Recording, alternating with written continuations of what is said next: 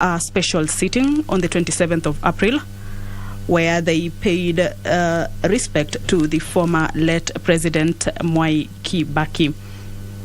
This day, however, the members will be resuming their regular sitting after the long recess that began on the 15th of April.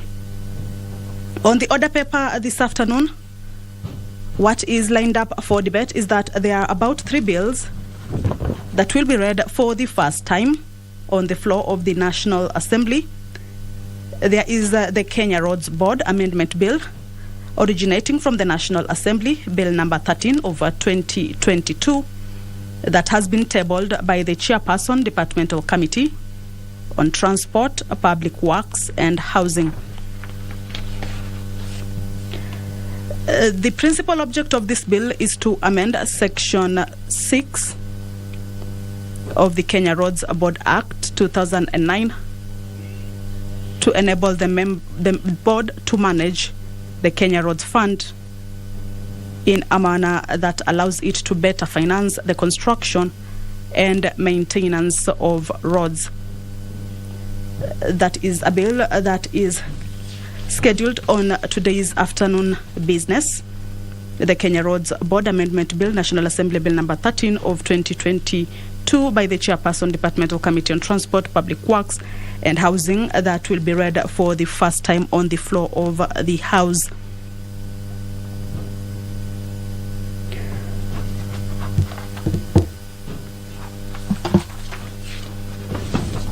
There is also the Supreme Court Amendment Bill, National Assembly Bill number 15 of 2022, tabled by the majority party leader.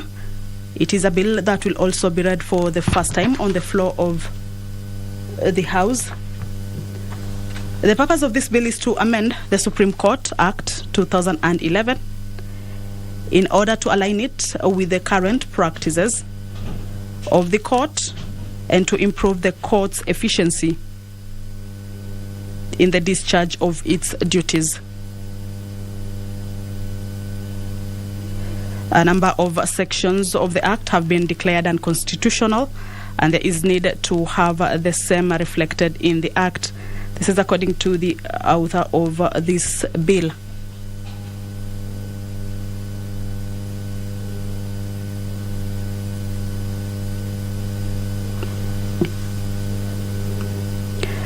Furthermore, the court has recommended amendment to the Act in various cases, such as the Commission on Administrative Justice, among others. It is therefore necessary in these circumstances to update the Supreme Court's governing statute. It is a bill that houses 31 clauses that seeks to propose amendments to this particular bill. It is a bill that is being tabled by the leader of Majority Party, Honorable Amos Kimunya, and it is scheduled to be read for the first time on the floor of the House. Some of the clauses that are proposing amendments to this particular bill or the Act, the Supreme Court Act 2011, is that Clause 2 seeks to amend Section 2 of the Act by deleting the definition of chief registrar, amending the definition of court and registrar, and inserting new definitions in the Act with respect to petition, proceedings, preliminary procedures, and president. Clause 3 of the bill seeks to amend Section 3, subsection D of the Act to remove the reference to matters relating to the transition from the former constitution to the current one, as these matters will still be catered for even without direct reference. Also lined up to be read for the first time on the floor of the House is the Kenya Revenue Authority Amendment Bill, National Assembly Bill number 24 of 2022, again tabled by the leader of Majority Party.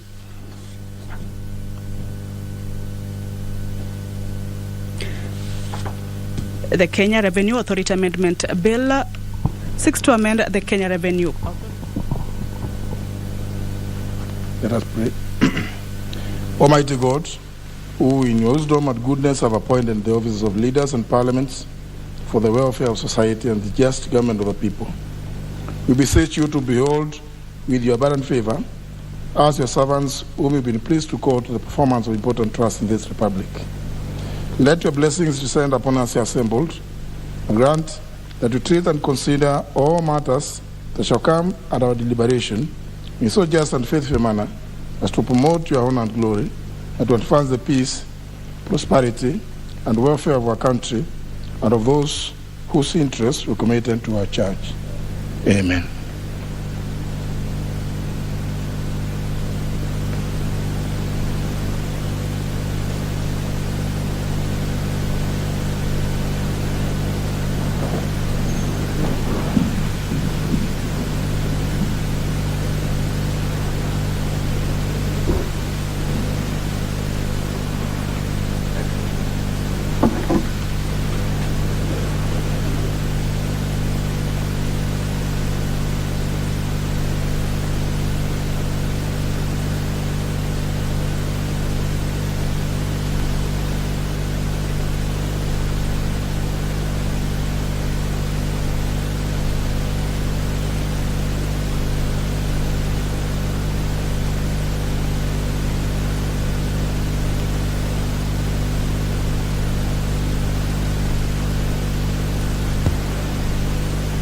Honourable members, I'm told we don't have quorum.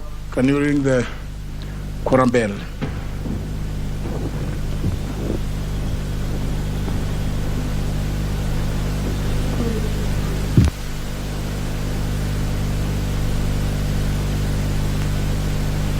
Simski na huku like ingine mtengeneze screen.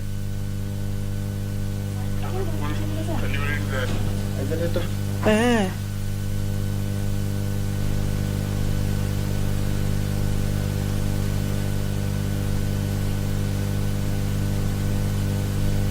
Justin Muturi has just ordered that the quorum bell be rung to allow members to get into the chambers. Remember, the House business cannot start before the requisite quorum is achieved. Thereby, the Speaker has ordered for the bell to be rung. It will be rung for 10 minutes to enable members get into the chambers for the business of the day to start. The Supreme Court Amendment Bill,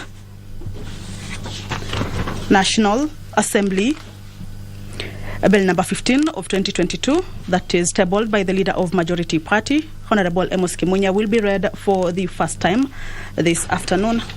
Some of the amendments that are being proposed to this bill, it is a bill that has 31 clauses of justice where necessary. Clause 5 of the bill repeals Section 4 of the Act and substitutes it with a new Section 4 which provides that a vacancy in the Supreme Court shall not affect the jurisdiction of the court as long as the bench has 5 judges.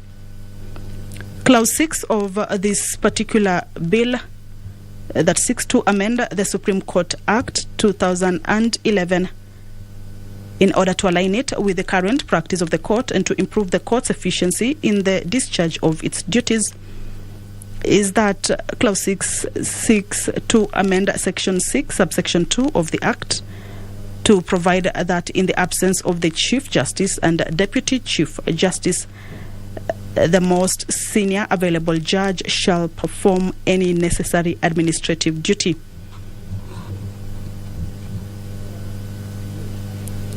Yes.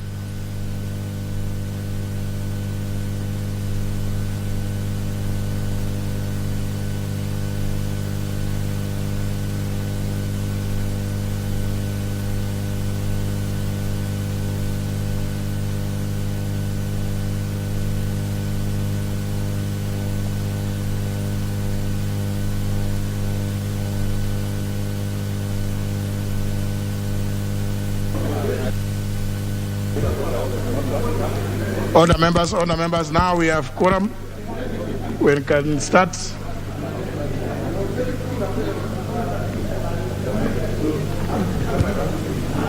Now we have quorum.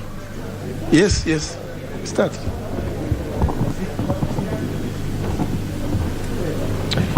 Order number 1, administration of oath. Order number 2, communication from the chair.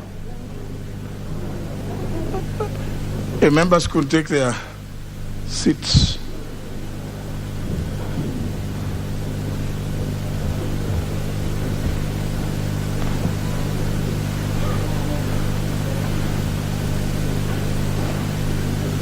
These ones who are making their way, are they?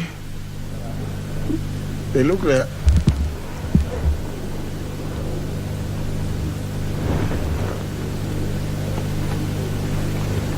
All our members have two communications. One, a short one, is announcing the Speaker's Kamkunji. As you are aware, during the afternoon sitting of Thursday, 14th April 2022, several members made requests for no members' informal meeting, commonly known as the Speaker's Kamkunji, which I acceded to. The meeting was supposed to have happened yesterday, Monday, the 9th of May, but upon request by several members, it was postponed to tomorrow, Wednesday, 11th of May. And therefore, take this opportunity to invite all the members to the Kamukuji tomorrow, Wednesday at 11 a.m. here in the National Assembly chambers upon an earlier adjournment of the House, since it is private members' business day. And the agenda has been circulated by the clerk in the notice to members, and all the members are requested therefore to attend, as there will be in attendance some commissioners, members of the commission from the Senate as well. Honourable members, the second communication, and as I welcome you back to the just concluded recess, it's my hope that you've been able to spend valuable time with your families and constituents, notwithstanding the heightened activities that characterize an election year, and are now rejuvenated enough to proceed with the critical business scheduled for the last part of the 6th session of the 12th Parliament before the House proceeds on Synod year recess. Honourable members, I wish to notify the House of two pending matters that were left in abeyance when I adjourned the House under Standing Order 112, which relates to grave disorder in the House for the long recess on the 14th of April 2022. Ordinarily, honourable members, a House of Parliament is typically calm and operates in a friendly atmosphere in the weeks leading to a Synod year adjournment. I'm certain most honourable members will recall the regrettable and chaotic scenes that were witnessed in this House on the 14th of April, involving the members of Wajir County and Embakasi East, the Honourable Fatuma Gedi, MP, and the Honourable Babu Owino, MP, which were in complete contrast to the norm and expectation. Honourable members, in the case of the member for Wajir County, the Honourable Fatuma Gedi, my guidance was clear to the fact that all she was required to do at the time was to table documents regarding the allegations that she had made on the floor of the House on 12th of April 2022 in accordance with the requirements of Standing Order number 91. You'll also recall that during the said sitting, I also did guide the House on what is the established practice and procedure of the House in considering the admissibility and or authenticity or otherwise of a document tabled in the House, and made reference to the Speaker's guidelines in a number of cases that occurred in the 10th Parliament. In a nutshell, just to refresh the minds of honourable members, in considering the admissibility and or authenticity or otherwise of a document tabled in the House, the Speaker examines the document. One, to determine the following. One, whether the document relates to the matter for which it has been tabled. Two, whether it is signed, and if it is a government document, by the authorized person or persons. Three, bears the emblem or logo of the institution stroke person from which it originated or coat of arms in the case of documents from government agencies. 4, clearly indicates the author and the person to whom it is addressed. 5, discloses the origin or source of the document. 6, bears certification where a document other than the original is being tabled. 7, if electronic, whether it has been obtained from a source that does not permit alteration of contents. It is a matter dealing with the rule of admission of electronic evidence. 8, whether it is related to a claim made before the House or a committee of its content, whether it has a nexus with a claim. And finally, number 9, whether it is stamped and clearly indicates the person signing off the stamp. Honourable members, what I've just highlighted is what I would call the basic rules of determining the admissibility and/or authenticity or otherwise of a document tabled in the House. Any document tabled by a member in this House as evidence for substantiation of any allegations made by the member under Standing Order number 91 must hence pass the threshold set by the 9 rules on admissibility. Honourable members, now moving to the issue of Honourable Fatuma Gedi, you will recall that on the material date, that is the 14th of April 2022, the Honourable Member did table several documents and in particular attempted to make fresh and further claims and then sought to substantiate them instead of simply tabling the documents as required. Ordinarily, the standing orders require a member providing evidence in substantiation to a matter claimed in the House to do so within the next sitting day. Given the seriousness of the claims that the member for Wajir County had made on the 12th of April 2022, the Speaker was sufficiently magnanimous, having granted her 2 days to comply with the standing orders. Whenever a member is required to avail evidence to substantiate a claim already made, the sequence of events is that he or she tables the evidence, the Speaker confirms authenticity and admissibility before any member proceeding to make further reference to the paper laid or to use them as evidence. Indeed, this is also the same sequence in a judicial proceeding. However, the Honourable Member failed to comply with this requirement. The Honourable Member therefore forfeited the opportunity to do so as set out by the standing orders. In view of the foregoing, the matter is spent in terms of Standing Order number 91, and there shall be no further substantiation by the member or debate on it. Honourable members, with respect to the documents that were tabled by the Honourable Fatuma Gedi, I note that they consisted of newspaper printouts, photographs, and certified court judgments, or a self-written statement by the Honourable Member, and other uncertified papers. In particular, I note that the court judgment did not bear any certification, and the documents tabled did not also relate to the claims made before the House by the Honourable Fatuma Gedi. Hence, their content lacks a nexus with the claims she made in the House. In this regard, therefore, Honourable Members, I rule that the documents are inadmissible for failure to meet the threshold set by the rules of admissibility that I have outlined above. Consequently, I direct that the documents tabled by the Honourable Member during the sitting of the House on 14th of April 2022 be expunged from the records of the House forthwith. I also direct the clerk to return the documents that the Honourable Member purported to table to her at an appropriate time. To this end, this matter is spent in terms of Standing Order number 91, and there shall be no further substantiation by the Honourable Member or further debate on it. Honourable Members, allow me to, however, caution all members against making claims or allegations in this House which the claimant cannot substantiate. You will indeed observe the Standing Order, that Standing Order number 91, subsection 2, provides that a member who is unable to substantiate allegations made in the House within the next sitting day is deemed to be disorderly within the meaning of Standing Order number 107, and hence it would be paramount for a member to be responsible for the accuracy of their statements and any facts which a member alleges or makes and claims to be true.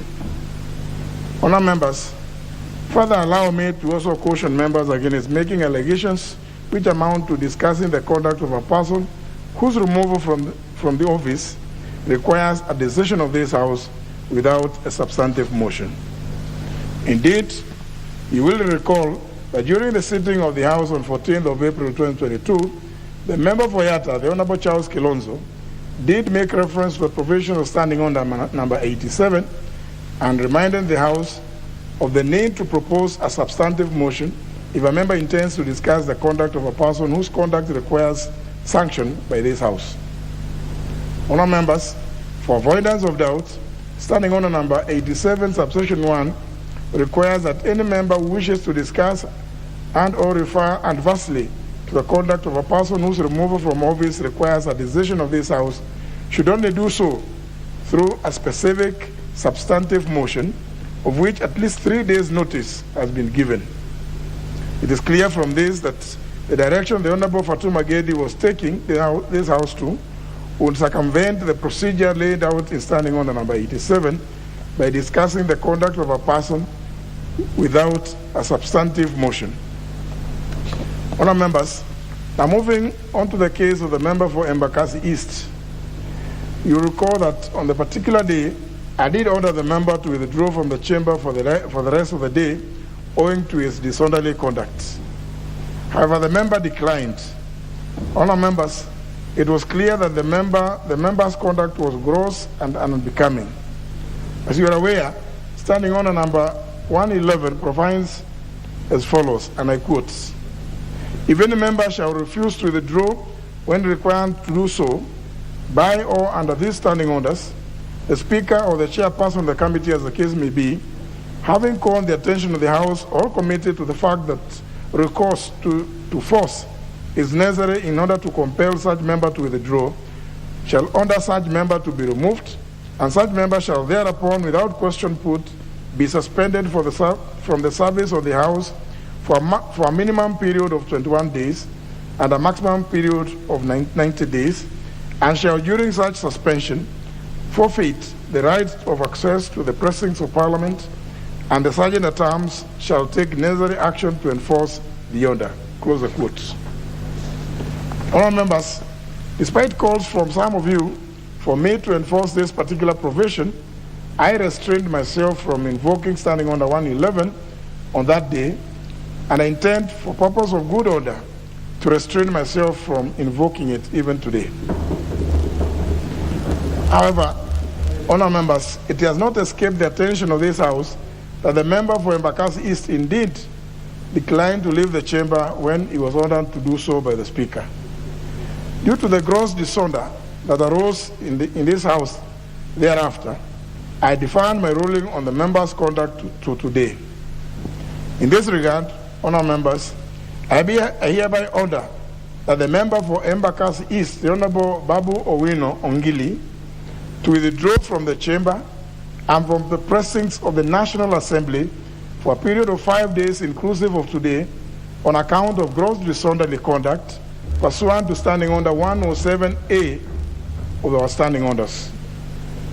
Honour members, the Sergeant-at-Arms is to enforce this order immediately, and if the member is not presently in the chamber, the member shall not be allowed access to the precincts of Parliament or attendance to any committee meetings or parliamentary functions during the 5 days of the suspension.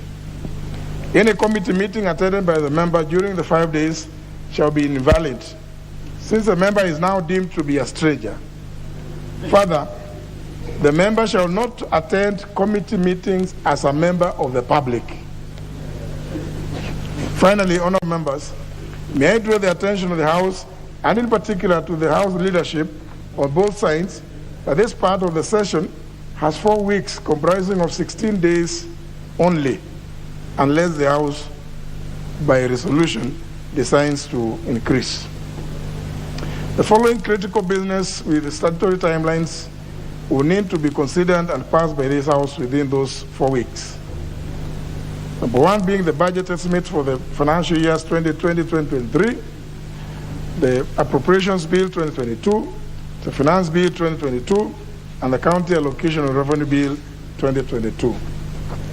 In addition to these statutory pieces of legislation, honourable members, the House Business Committee has accorded priority to other pieces of legislation, including the Huduma Bill 2021, the Children Bill 2021, the Universities Amendment Bill 2021, the National Disaster Risk Management Bill 2022, the Persons with Disabilities Bill 2021, the Public Finance Management Bill 2022, elections-related regulations from the Independent Electoral Boundaries Commission, debt-related regulations from the National Treasury, as well as a number of individual members' bills and approval of appointments to certain state offices. I may also wish to draw the attention of the House to the fact that the House Business Committee has considered in its today's meeting and approved a proposal that only bills, private members' bills that do not concern county governments will be given priority, since if they concern county governments, as you may all expect, they are likely to die in the other house, even if they are passed by this House. And therefore, to allow members who have legislative proposals that do not concern counties an opportunity to have them considered by the House during this short period. Honourable members, whereas I'm cognizant that politics is now at the center stage due to the forthcoming general elections, members should refrain from bringing to this House their political differences or use the floor of the House to advance their political agendas, hence causing disorder in the House. At this stage of the election cycle, honourable members, politicking should be a preserve of our political rallies and not the floor of the House.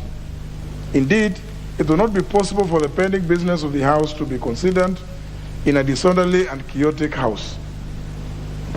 Honourable members, allow me to caution that as the representatives of the people, the pending business of the House that I have just highlighted is certainly one which is of huge significance to the people you represent. It is hence paramount that you conclude all the pending business before the House adjourns sine die. Honourable members, I also wish to emphasize that it is incumbent upon the House leadership on both sides to secure the maintenance of decorum in the House.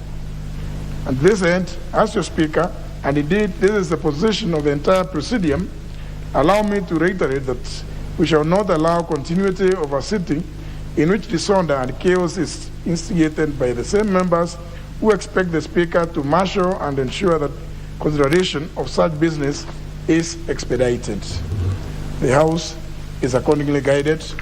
And with regard to the member for Embakasi East, the Sergeant-at-Arms is instructed to ensure the member does not gain entry even to Continental House, County Hall, or into the presence of this compound, even using the Senate gates.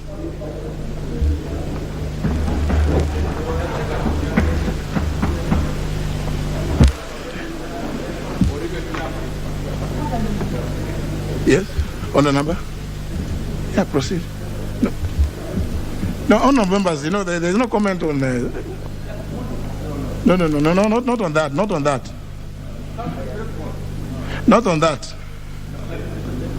It's never, I thought you were doing your second term, Honourable Wadai.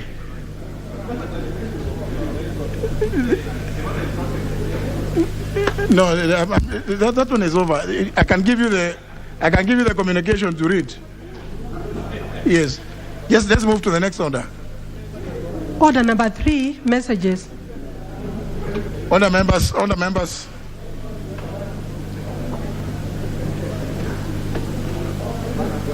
Members taking your seats. Take your seats.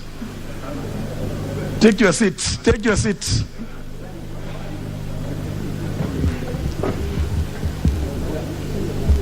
Honourable members, pursuant to the provision standing under number 42, subsection 2, I wish to report to the House that on Wednesday, 4th May 2022, I received a message from His Excellency the President conveying his nomination of 22 persons for appointment as ambassadors, high commissioners, and permanent representatives.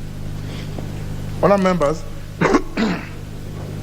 the message conveyed in part that having exercised his powers under the provisions of Article 132, Clause 2, Paragraph E of the Constitution, in seeking the National Assembly's approval of the following persons for appointment to the offices of ambassadors, high commissioners, and permanent representatives to the stations specified hereunder. 1, Mr. Clement Nzomo Kiteme. These are ambassadors. Station Angola. Ms. Mary Mugwanja, Austria. Professor Bitange Demo, Belgium. 4, Mudhoni Geshohi, China. 5, Ambassador Gadvoga Chege, Cuba. 6, Dr. Caroline Wanjiru Karugu, Denmark. 7, Ambassador Salim Salim, Djibouti. 8, Major General A.G. Matiri, Egypt. 9, Ambassador Galma Boru, Indonesia. 10, Mr. Paul Dongo, Mozambique. High Commissioners, number 11, Mr. Michael Sialai, Namibia. 12, Major General Andrew Ikenye, Nigeria. 13, Ms. Margaret Shava, Netherlands. 14, Ms. Amina Abdallah, Sultanate of Oman. 15, Ambassador Nyambura Kamau, Pakistan. 16, Mr. Boniface N. Mwilu, Qatar. 17, Ambassador Michael Oyugi, Spain. 18, Major General retired Thomas Chapkuto, Somalia. 19, Mr. Leonard Boyo, Turkey. 20, Major General retired George Owino, Uganda. Permanent representatives. Number 21, Professor Richard Bosire, Ambassador stroke permanent representative to the United Nations Educational, Scientific, and Cultural Organization, in brackets UNESCO. And finally, 22, Major General retired Charles Gitwai, Ambassador stroke permanent representative to the Intergovernmental Authority for Development, in brackets IGAD. Honourable members, we will also recall that on 2nd of February 2022, the House resolved that upon receipt of any name or names of a person or persons nominated for appointment to a state or public office from the President or any other office in the National Executive, the Speaker shall forthwith refer such message to the relevant committee for consideration without having to recall the House. In this regard, honourable members, during the recess period, I did notify all members of receipt of the names and refer the same to the Departmental Committee on Defense and Foreign Relations in accordance with the provisions standing under 45, subsection 1, relating to committee of messages to committees. The committee is required to commence necessary vetting processes as contemplated under the Public Appointments Parliamentary Approval Act and standing under number 45, and thereafter table its report for consideration by the House within the statutory timelines. I thank you, honourable members.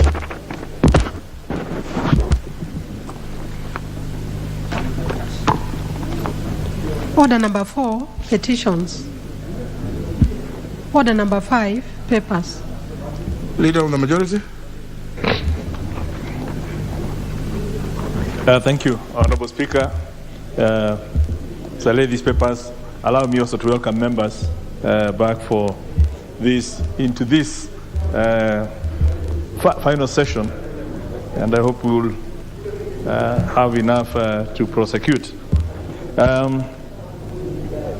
Honorable Speaker, I beg to lay the following papers on the table of the House today, Tuesday, May the 10th, 2022. One is legal notice number 54 of 2022 relating to the public finance management, public investment management regulations of 2022, and the explanatory memorandum from the National Treasury. Number 2 is annual reports and financial statements in respect to the following institutions for the financial year 2020-2021, and these are the Office of the Registrar of Political Parties and the Office of the Director of Public Prosecutions. That batch is the reports of the Auditor General and financial statements in respect to the following institutions for the year ended 30th of June 2021 and the certificates therein, and these are the Executive Office of the President, the National Gender and Equality Commission, the Public Service Commission, the Salaries and Remuneration Commission, the National Treasury, the National Cohesion and Integration Commission, CFS, Public Debt Expenditure, State Corporations Appeal Tribunal, the State Department for Public Service, the State Department for Interior and Citizen Services, the State Department for Youth Affairs, and State Department for Gender. The fourth batch is the reports of the Auditor General and financial statements in respect to the following constituencies for the year ended 30th of June 2020 and the certificates therein. And these are Narok South, Ruaraka, Narok East, Mathare, and Awendo. The fifth batch is the reports of the Auditor General and financial statements in respect to the following constituencies for the year ended 30th of June 2019 and the certificates therein, and these are Bahati, Narok West, Narok North. And the sixth batch is the reports of the Auditor General and financial statements in respect to the Office of the Auditor General management letter for the years 30th of June 2019 and 30th of June 2020 and the certificates therein. And lastly is the reports of the Auditor General and financial statements in respect of the Baringo Technical College for the years ended 30th of June 2017, 30th of June 2018, and 30th of June 2019, and the certificates therein. Thank you, Honorable Speaker. The next, the Chairman, Departmental Committee on Labor and Social Welfare. A member, who is it? Udege Nyatike. Huh? Udege Nyatike MP. Oh, the member for Nyatike? Yes. Oh, great. Proceed. Honorable Speaker, I beg to lay the following paper on the table of the House today, Tuesday, May 10, 2022.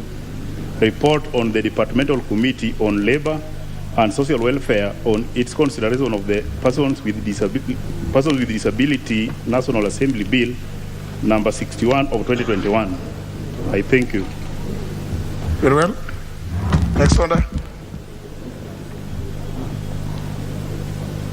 Order number 6, notices of motion. Order number 7, questions and statements. Order number 8, the Kenya Roads Board Amendment Bill, National Assembly Bill number 13 of 2022, first reading.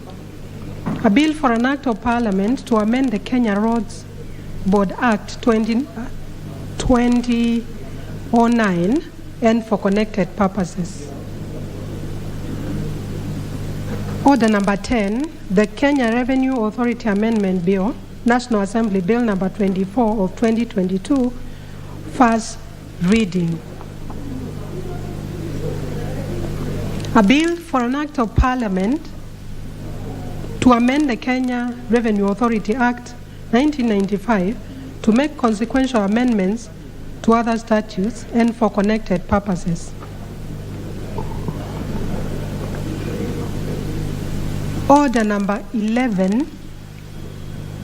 No. Order number 9, the Supreme Court Amendment Bill, National Assembly Bill number 15 of 2022, first reading. A bill for an act of parliament to amend the Supreme Court Act and for connected purposes. Order number 11, the Person with Disabilities Bill, National Assembly Bill number 61 of 2021, second reading. Leader majority.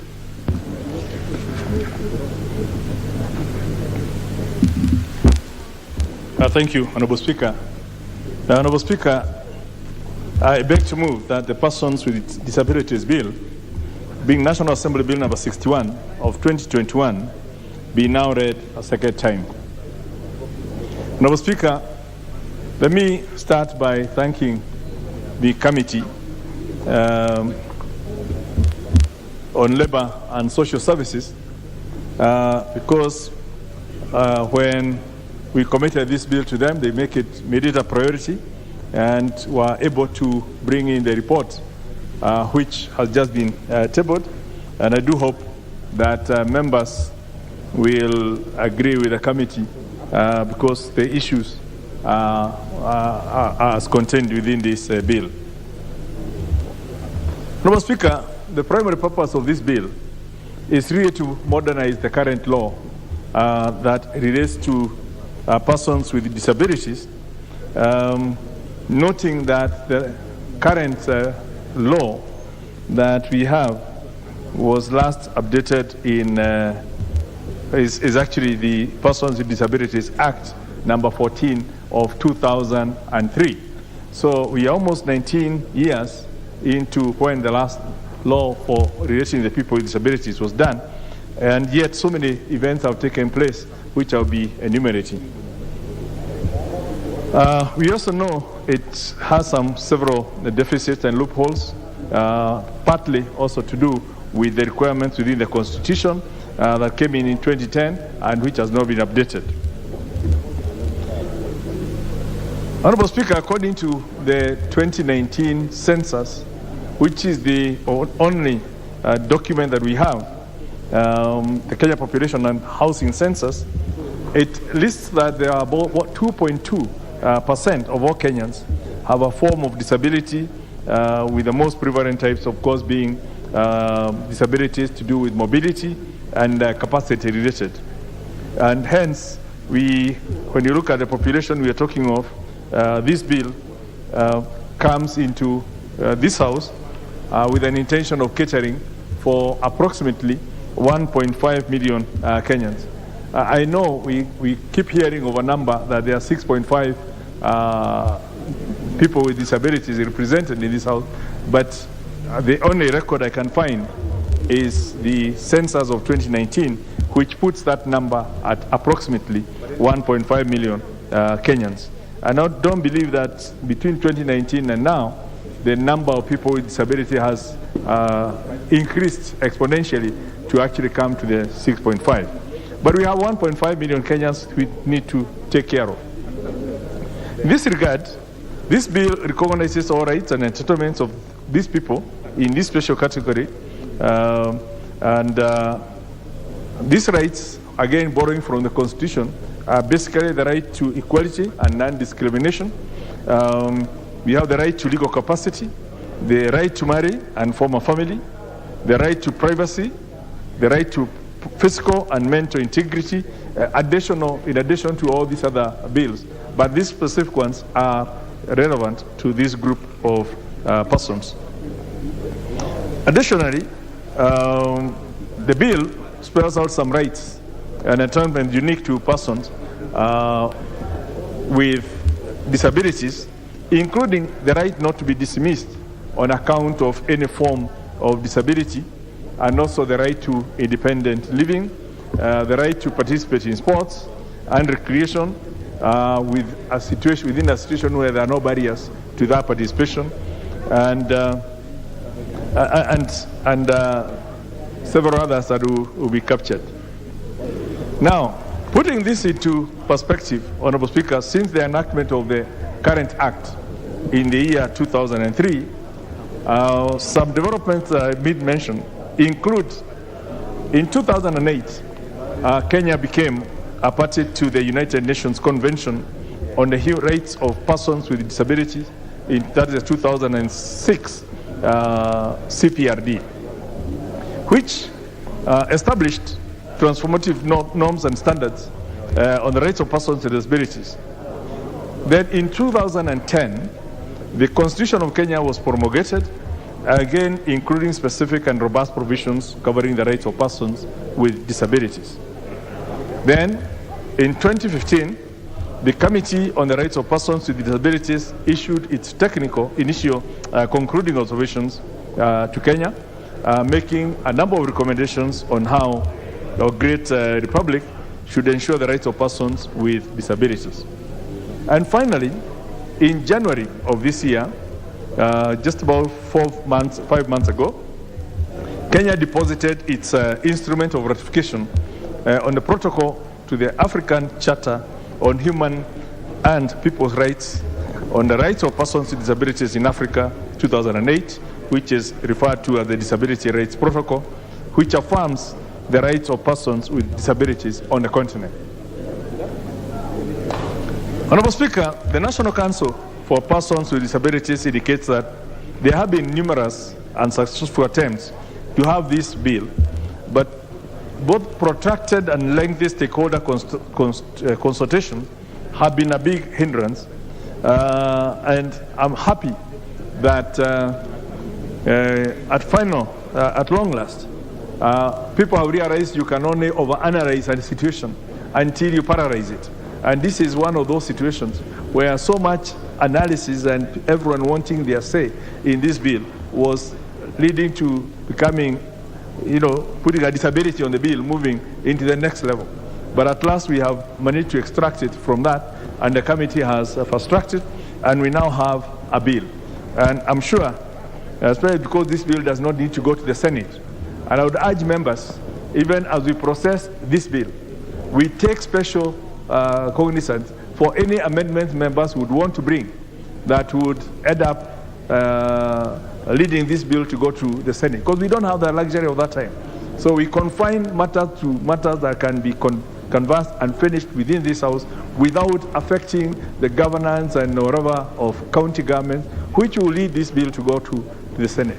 And we don't want to get that, because 19 years is such a long period for people with disabilities waiting for a bill that is at par with the current laws, and we don't want to deny them that opportunity at this point. So, Speaker, when you look at the international stage, Kenya has in the past been hailed for being up to date with the adoption of progressive policies. And in 2018, the United Kingdom, the Department for International Development, which is within the Foreign and Commonwealth Office, did, together with the International Disability Alliance and the government of Kenya, host the first Global Disability Summit in London, and which had brought together both the state and non-state actors. And it's during this summit the representatives of the government made several commitments, including the ratification of various protocols and amending our law to keep pace with the changing circumstances. And I did mention earlier that just this January, one of those protocols was ratified as part of this commitment. Now, I believe that part of the reason our country stands out in the community of nations is because not only because of our industry, but also because we are a progressive nation committed to upholding the highest standards of human dignity. And indeed, I do recall in the last two national days that we have attended, His Excellency the President has been very clear in terms of articulating why we need to remove our people from or get rid of the indignities that they go through, indignities of seclusion, indignities of poverty, indignities of fear. And for people with disabilities, we're talking of liberating them from the indignities of discrimination and bringing them to the dignity of inclusivity within the larger community. So, Honorable Speaker, then, enacting this bill will be one of the ways of living up to this, our standard that we set for ourselves, and offering the best environment for all Kenyans to operate, and most importantly, earn a living within a dignified environment, and where nobody is discriminated on account of being physically different or than what we used to, what we call the normal person versus the person who is not who are able differently, as the various things people call the different nomenclatures. So, Honorable Speaker, although this bill seeks to amend the 2003 Act, it is intentionally and purposely drafted to retain the progressive provisions of the current Act. So we're not just getting rid of the Act, the current Act as it is. Again, most of the provisions of the current Act are retained, but again, updated as far as possible. For example, the administrative institution, which is the National Council of Persons with Disability, and which has played a key role in advocating for the rights of persons with disabilities, has been retained in the bill. Additionally, it has also retained the incentives that were given to private employers who offer employment to the persons with disability, and most importantly, all the reliefs and the tax incentives that were given in terms of tax exemptions that are being given to people living with disability, including access to credit, preferential access to credit, have also been retained. So we are not losing anything in terms of what we already have as of 2003, but it's now being brought into a situation where we can have a modern law in line with the Constitution, and that will respond to issues that have risen between 2003 and to date. It's in this regard then, Honorable Speaker, that I wish to urge members of this House to support this bill as a show of their support and empathy to our brothers and sisters who are living with disabilities in our great republic, and to ensure that they are also mainstreamed into the larger society. Honorable Speaker, with those remarks, I beg to move, and I would wish to ask the Honorable Tom Ondege, on behalf of the Vice Chair is here. I hadn't seen him, but the Honorable Gideon Koske, the Vice Chair of the Committee on Labor and Social Services, to second. Honorable Koske, for Chepalu. Thank you, Honorable Speaker.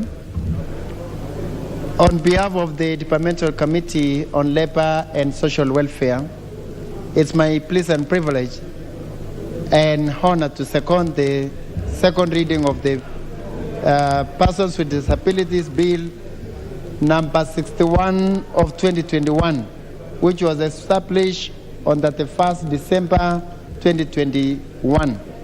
The bill was committed to the Departmental Committee on Labor and Social Welfare, pursuant to the Standing Order 121 on 22nd February 2022 for consideration, including conducting public participation. Honorable Speaker, the committee observed that 4 significant events in the last 2 decades necessitated a review of the existing law on PWDs. First, it was in 2008. Kenya became a party to the United Nations Convention on the Rights of Persons with Disabilities, 2006, which established transformation norms and standards on the rights of persons with disabilities. And in 2010, Honorable Speaker, the Constitution of Kenya was promulgated, including specific and robust provisions covering the rights of persons living with disabilities. And in 2015, Honorable Speaker, the Committee on the Rights of Persons with Disabilities issued its initial concluding observation to Kenya, making multiple recommendations on how Kenya should ensure the rights of persons with disabilities. And finally, in January 2022, Kenya deposited its instrument of ratification on the protocol to the African Charter on Human and People's Rights on the rights of persons with disabilities in Africa 2018, which affirms and constitutionalizes the rights of persons with disabilities on the continent. Honorable Speaker, the law must be anchored on the social model of disability, which recognizes that it is the society that disables the individuals by failing to address physical, social, and economic barriers. The language and terms of art used in the law must abide by minimum standards of accepted usage, thereby ensuring effective communication and avoiding repetitive ableism and stigmatization.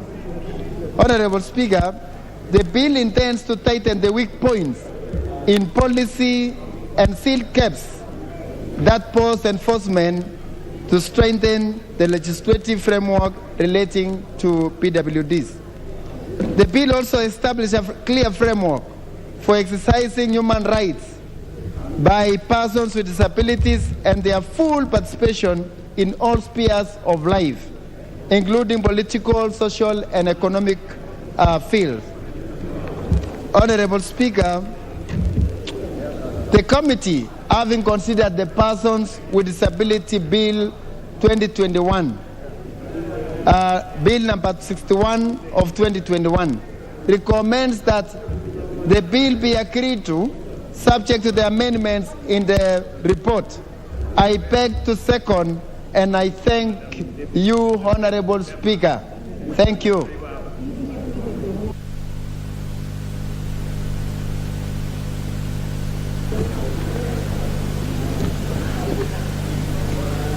Order members, order members, order members.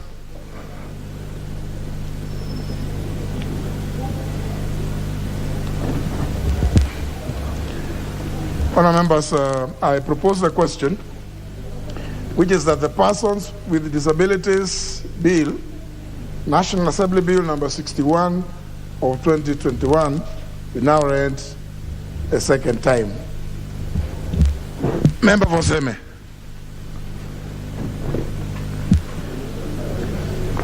Thank you, Mr. Speaker, for giving me the opportunity to contribute to this bill.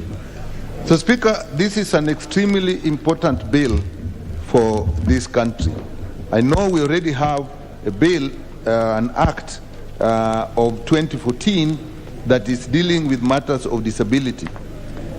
But Mr. Speaker, this bill, apart from just strengthening that act, it also aligns with the new requirements that arise from Article 54 of our current constitution, so that is actually aligning the act with the constitution. Mr. Speaker, all the issues that relate to the issues with disability actually are in one way or another linked to access. And the problems of disabilities, this country is big. We have about 1.5 to 2 million people that have one form of disability or another.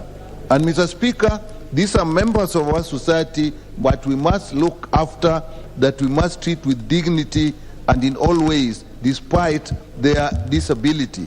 And in the past, Mr. Speaker, this has not been possible. There are cases where even persons with disability have actually been hidden from the society and therefore denied all activities that are within the society. And if you look at it, Mr. Speaker, the biggest issue is that of access. Many of us who are able-bodied may not actually appreciate the problem of access for persons with disability, starting from just issues of physical access, how you get into buildings, how you get into vehicles, how you use public toilets, how you go into high-rise buildings. And Mr. Speaker, even using lifts, where there are lifts, there are still problems of access. Mr. Speaker, we may not realize the problems of access, for example, with people with a disability in hearing, how they actually participate in all activities, even in politics. Mr. Speaker, that is a problem with them. Mr. Speaker, if you think of people who are visually handicapped, how they go about, how they participate, and all these, Mr. Speaker, need to be addressed in law. And although the Act of 2003 addresses this, there are gaps that need to be filled. Mr. Speaker, persons with disability are actually subject to discrimination in many ways, sometimes in subtle forms, even in our language, even how we treat them, even how we relate with them, even how we give them access to public functions. Mr. Speaker, it is actually a big problem. Mr. Speaker, even the right to property, sometimes people don't get their property because basically they're disabled and then they're taken advantage of. Mr. Speaker, persons with disability are subjected to a high form of stigma. Many times, some actually decide not even to participate in all activities of the society because of the way they are treated.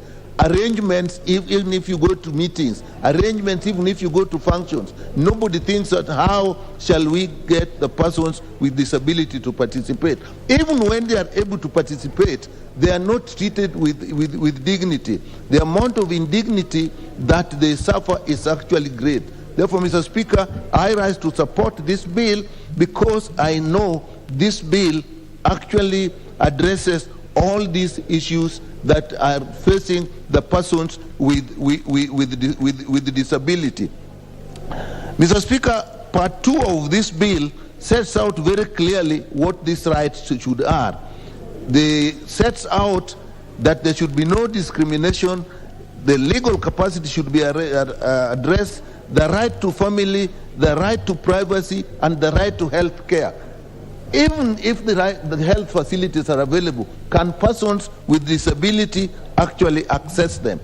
And that same Part 2 also brings the issue of a barrier-free environment. I know some of us may not even realize that even when you go into lifts and you find Braille in the lifts, you get the lifts talking, they think it's just an advancement of technology. Those are actually the rights of persons with disability and the persons who have disability of hearing, so that they can use those facilities. And I support that it actually brings that, the bill brings that out very carefully and provides provisions. Mr. Speaker, this bill provides for the council. We have a council already, but at least it needs to be strengthened, and it is how the council is appointed, how people are appointed, the qualifications that are needed. But more importantly, in relation to the council, prior to this bill coming into effect, if it is passed, actually the council has only offices in Nairobi. And if you expect persons with disability to travel from all over the country to get the issues addressed at the council, that is actually a form of discrimination. So this bill provides that the council will have offices in various parts of the countries, in the counties and so on. So that is extremely important. So Speaker, this bill, I support it because it also provides incentives. Look at the areas of tax. Mr. Speaker, it is important that the persons with the disabilities sometimes use materials that we don't use. And if these materials are taxed, we actually then subject to higher tax. So this bill addresses that we can have tax exemption on the materials that are used by persons with disability, on the materials that are used to manufacture items used by persons with disabilities.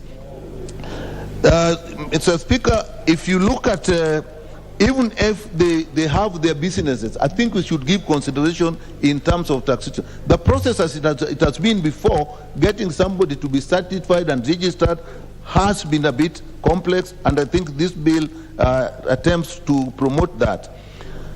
Mr. Speaker, this bill rightly links with the country, but the mover, the leader of government business, indicated that if we then bring those ones in, it may then take the bill to the Senate. So probably we'll have to look, but that's a very important function. Even if we exclude them because we want the bill to pass, later on we must have amendments that will bring them up, because people with disabilities actually live in the counties. So the convenience of us passing the bill should not surpass the convenience of getting the right thing done. Mr. Speaker, if you look at this bill has created a schedule. And Schedule 1 of this bill, Mr. Speaker, is actually, in my view, the most important part of this bill. it has put into place in private institutions, in public institutions, in public transport. It has put the requirements that are needed. I know many of us may not appreciate how do people with disability, particularly physical disability involving the limbs, how do they get into a bus? How do they get into a train? How do they come off a train? Now, this bill makes provision. For example, I think we must have bus stops where actually there are platforms, and we must actually go for buses that actually have a flat bottom, which is aligned with the stage, so that somebody with a wheelchair can just wheel them in. Inside the buses, there actually should be a space or two where the person with disability will go in. So, Mr. Speaker, these are extremely important. And therefore, we must also align this with international standard, so that when we have persons with disability in Kenya, the facilities they use here must be exactly the same as the facilities they will meet when they go to other countries. So, Mr. Speaker, we must have in the building regulations. This cannot just be said, put in regulations and left to implement themselves. Other laws, even the building laws, will have to be amended so that these requirements of persons with disabilities are interred in the law, and that buildings can only be approved as habitable if they involve these facilities. Mr. Speaker, with that I support this bill, and we look at the amendments when the time comes in the Committee of the Whole House to actually strengthen it further. Thank you, Mr. Speaker.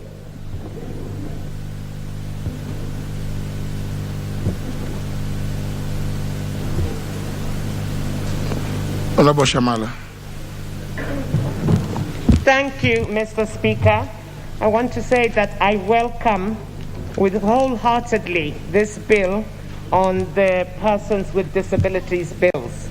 The reason being that indeed people with disabilities are extremely discriminated against in this country.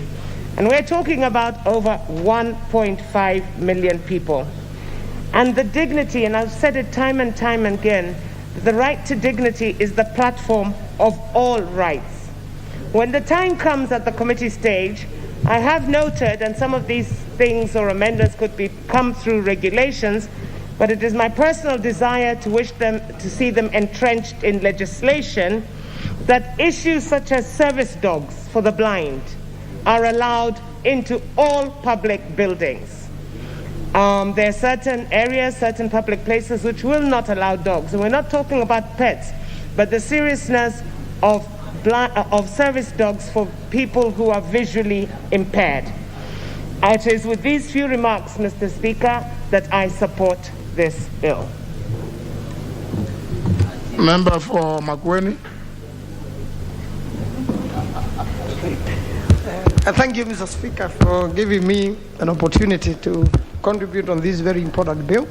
Mr. Speaker, from the onset, this bill does not concern the counties as it is now, but when it comes to its implementation, obviously the counties will have a very great role to play, especially in modification of buildings, because most of that law is generated from the counties, and I believe in one way or another the counties have a role to play.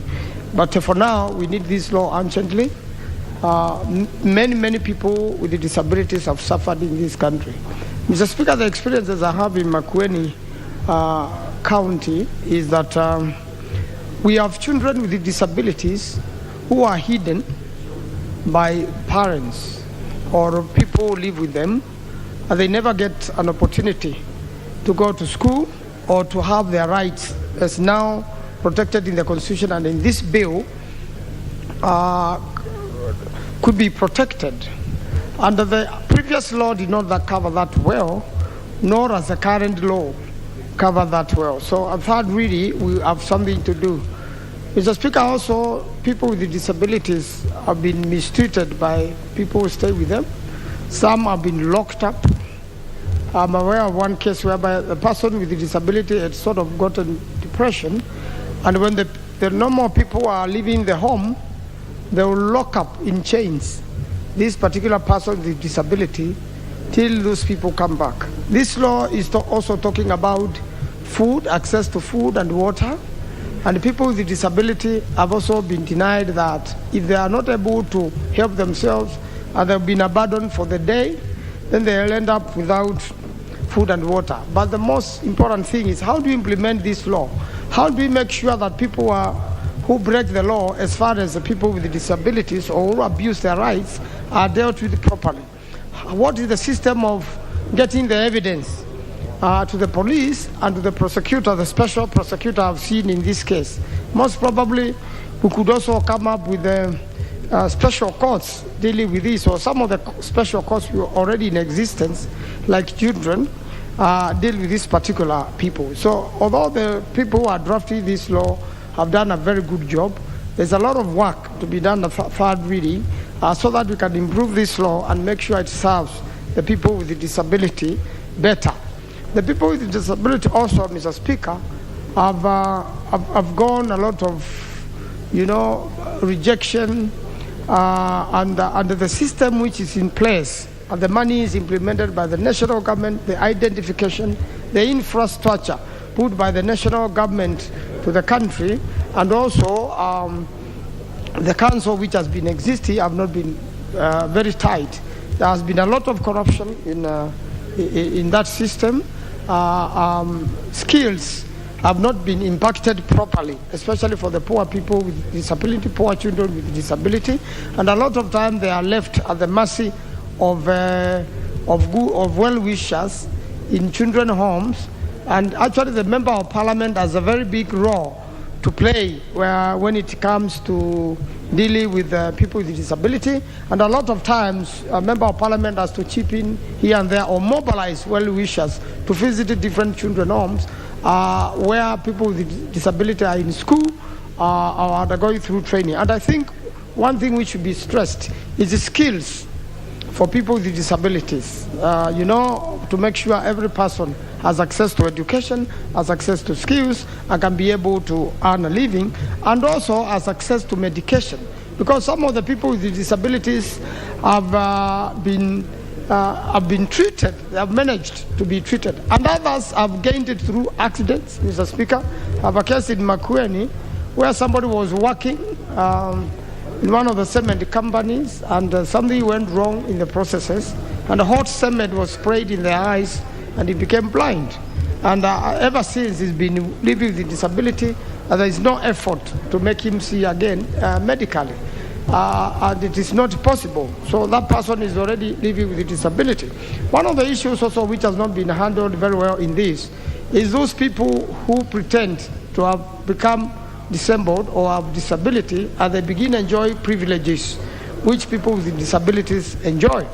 And again, those privileges have not been put properly in this law. They are still left scattered in some administrative process somewhere, or in the regulations of other acts of parliament, making it difficult to implement the goodies in the constitution for people with disability. So when you look at it in totality, it's a very, very important law.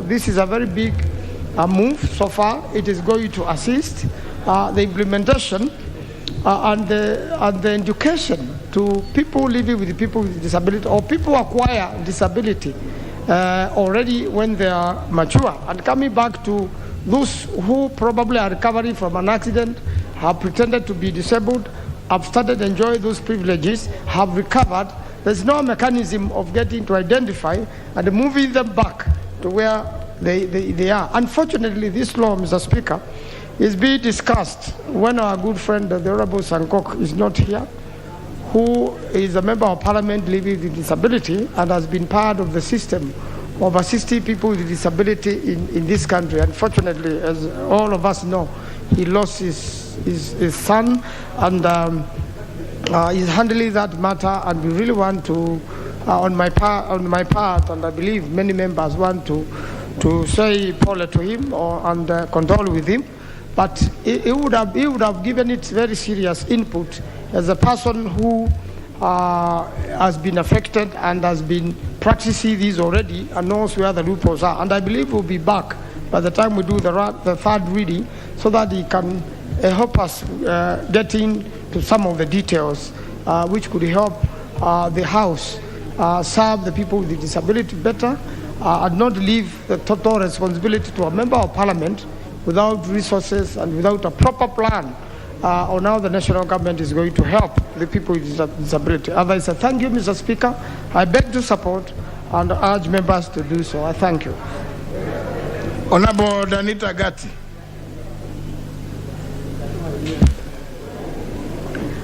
Thank you very much, Mr. Speaker. Mr. Speaker, from the onset, I want to confirm and to say that I welcome and support the Persons with Disabilities Bill of 2021, and I want to thank the committee, Mr. Speaker, for the effort that they have put into this work, Mr. Speaker, to come up with this bill.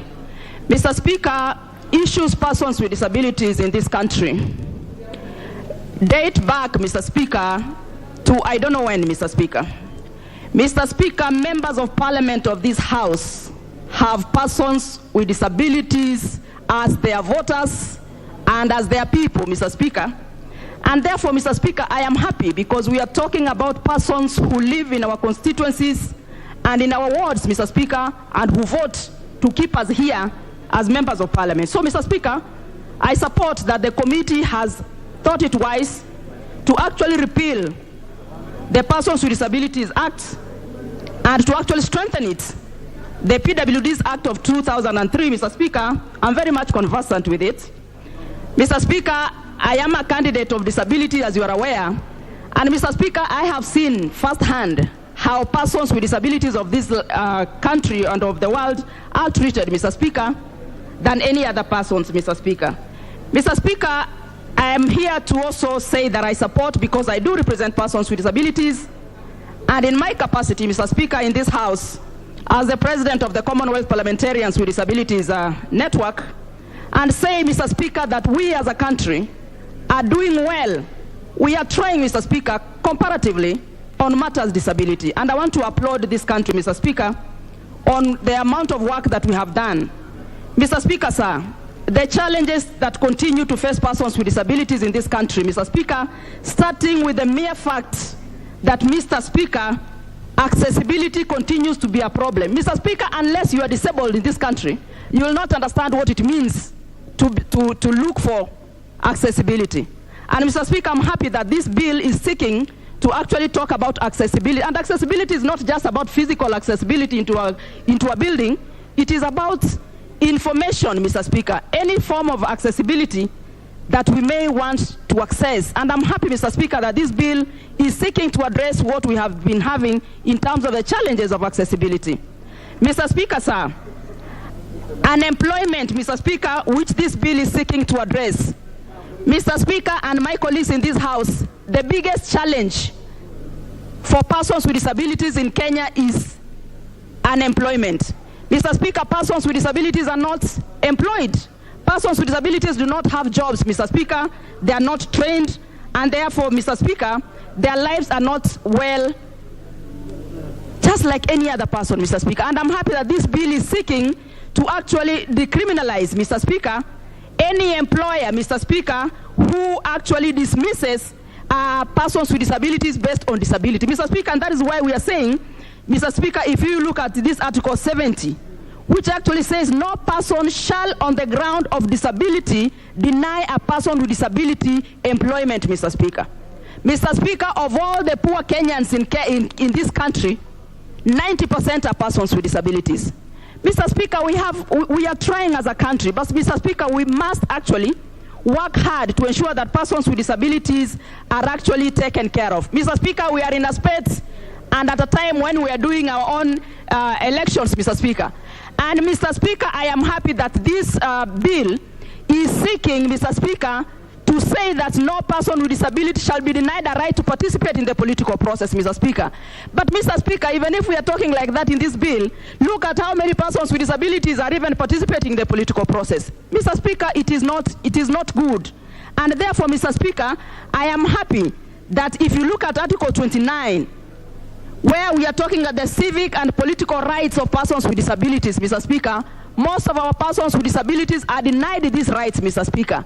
Of all the rights in this country, this right to participate in civic and political rights is a right that is denied. And Mr. Speaker, Article 29 says that every person with disability has a right to participate in political and public life and the opportunity to enjoy them on an equal basis of others. But Mr. Speaker, if you look at the just results that we have had of nominations, persons with disabilities have not participated. So Mr. Speaker, we have a duty to continue to enhance the lives of our persons with disabilities in this country. Mr. Speaker, sir, from where I sit in the Commonwealth, Mr. Speaker, you will remember obviously, Mr. Speaker, that in 2018, Kenya and the UK co-hosted the first Global Disability Summit. And Mr. Speaker, those are the commitments that continue to shape this country. Mr. Speaker, sir, our country has ratified the UN Convention on the Rights of Persons with Disabilities to give effect, Mr. Speaker, to the commitment that Kenya must make it possible for persons with disabilities to participate not only in social issues, Mr. Speaker, but also in economic and political sphere. So, Mr. Speaker, sir, I am glad that we are looking at this bill. Mr. Speaker, we now have the National Council for Persons with Disabilities. Mr. Speaker, for a long time, disability in this country has been a national issue. Now, Mr. Speaker, through the National Council for Persons with Disabilities, every constituency and every county is going to have an office of the National Council for Persons with Disabilities. Meaning, Mr. Speaker, that we are living within the provisions of the Constitution that says that disability must devolve. So, Mr. Speaker, when you are saying that disability must devolve, we therefore must ensure, Mr. Speaker, that we also channel our budgets and our economic affairs, Mr. Speaker, to ensure that disabled people who live in our communities and in our wards and in our villages, Mr. Speaker, are able to be supported, Mr. Speaker. And I want this House to know that persons with disabilities are called persons with disabilities, not persons living with disabilities, Mr. Speaker. So, Mr. Speaker, as I speak in this August House today, Mr. Speaker, I am happy on behalf of the Kenyans with disabilities that I represent that, Mr. Speaker, this August House of 2022 now, this May, Mr. Speaker, is actually looking at the issue of persons with disabilities bill, Mr. Speaker. This has been a long document. This has been a journey for persons with disabilities, Mr. Speaker, to be able to present themselves, to be able to live a dignified life, Mr. Speaker, because we are candidates of disability, Mr. Speaker. And therefore, Mr. Speaker, for me, as a member of parliament representing persons with disabilities, I'm saying, Mr. Speaker, this is a huge day for them because we are discussing persons with disabilities issues in this House, me included, Mr. Speaker. So therefore, Mr. Speaker, at the third reading, I will bring amendments, Mr. Speaker, that will go into strengthening this bill, Mr. Speaker, to ensuring that persons with disabilities continue. And Mr. Speaker, I want to thank you because, Mr. Speaker, if this is your last session as a Speaker, Mr. Speaker, we'll say we discussed this bill, Mr. Speaker, in this House, Mr. Speaker. And I'm glad that we are actually discussing such an important matter on behalf of the millions of persons with disabilities in this House. Therefore, Mr. Speaker, our budget must translate to what we are talking about disability matters when it comes to those issues, Mr. Speaker. I thank you. Member for Tharaka.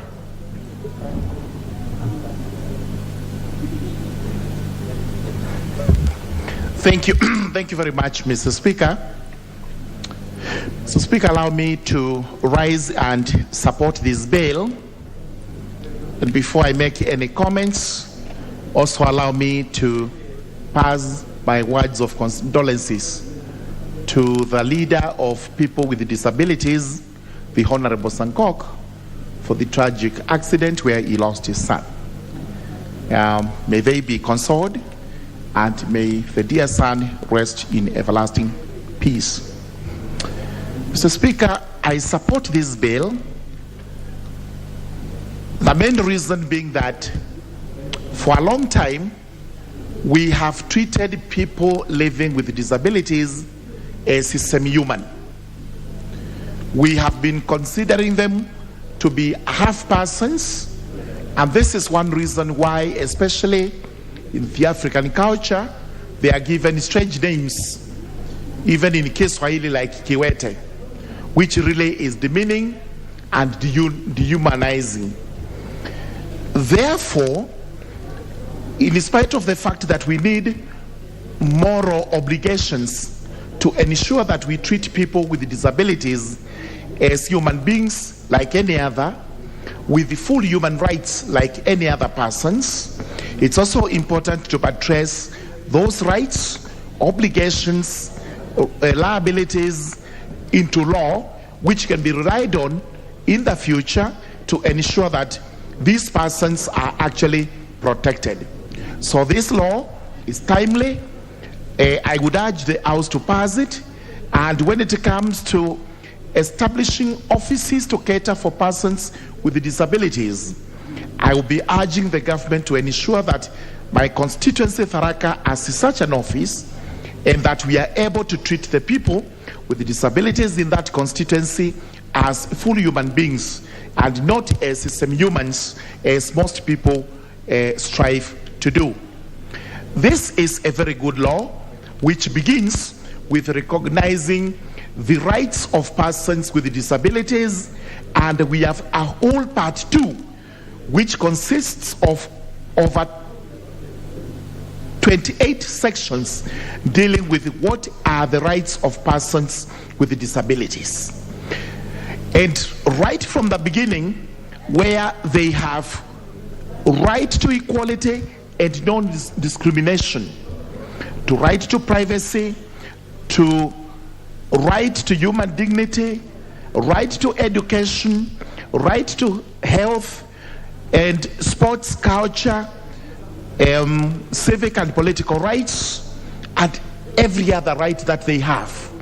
These are rights derived from the Constitution, which deals with the fundamental human rights.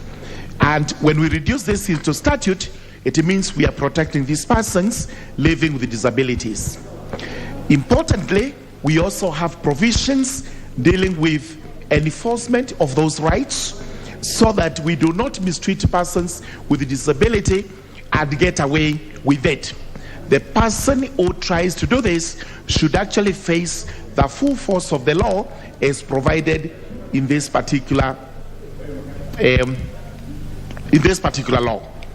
From there, we are establishing the National Council for Persons with Disabilities, a revision of what we have today and from the previous law of 2003, such that this council, which will have more powers than it has always had, will be taking care of persons who have been registered with the council as members, and also who actually profess the fact that they require protection under this law. This is one area which is part 3 of the law, which we must look into to ensure that it is strengthened.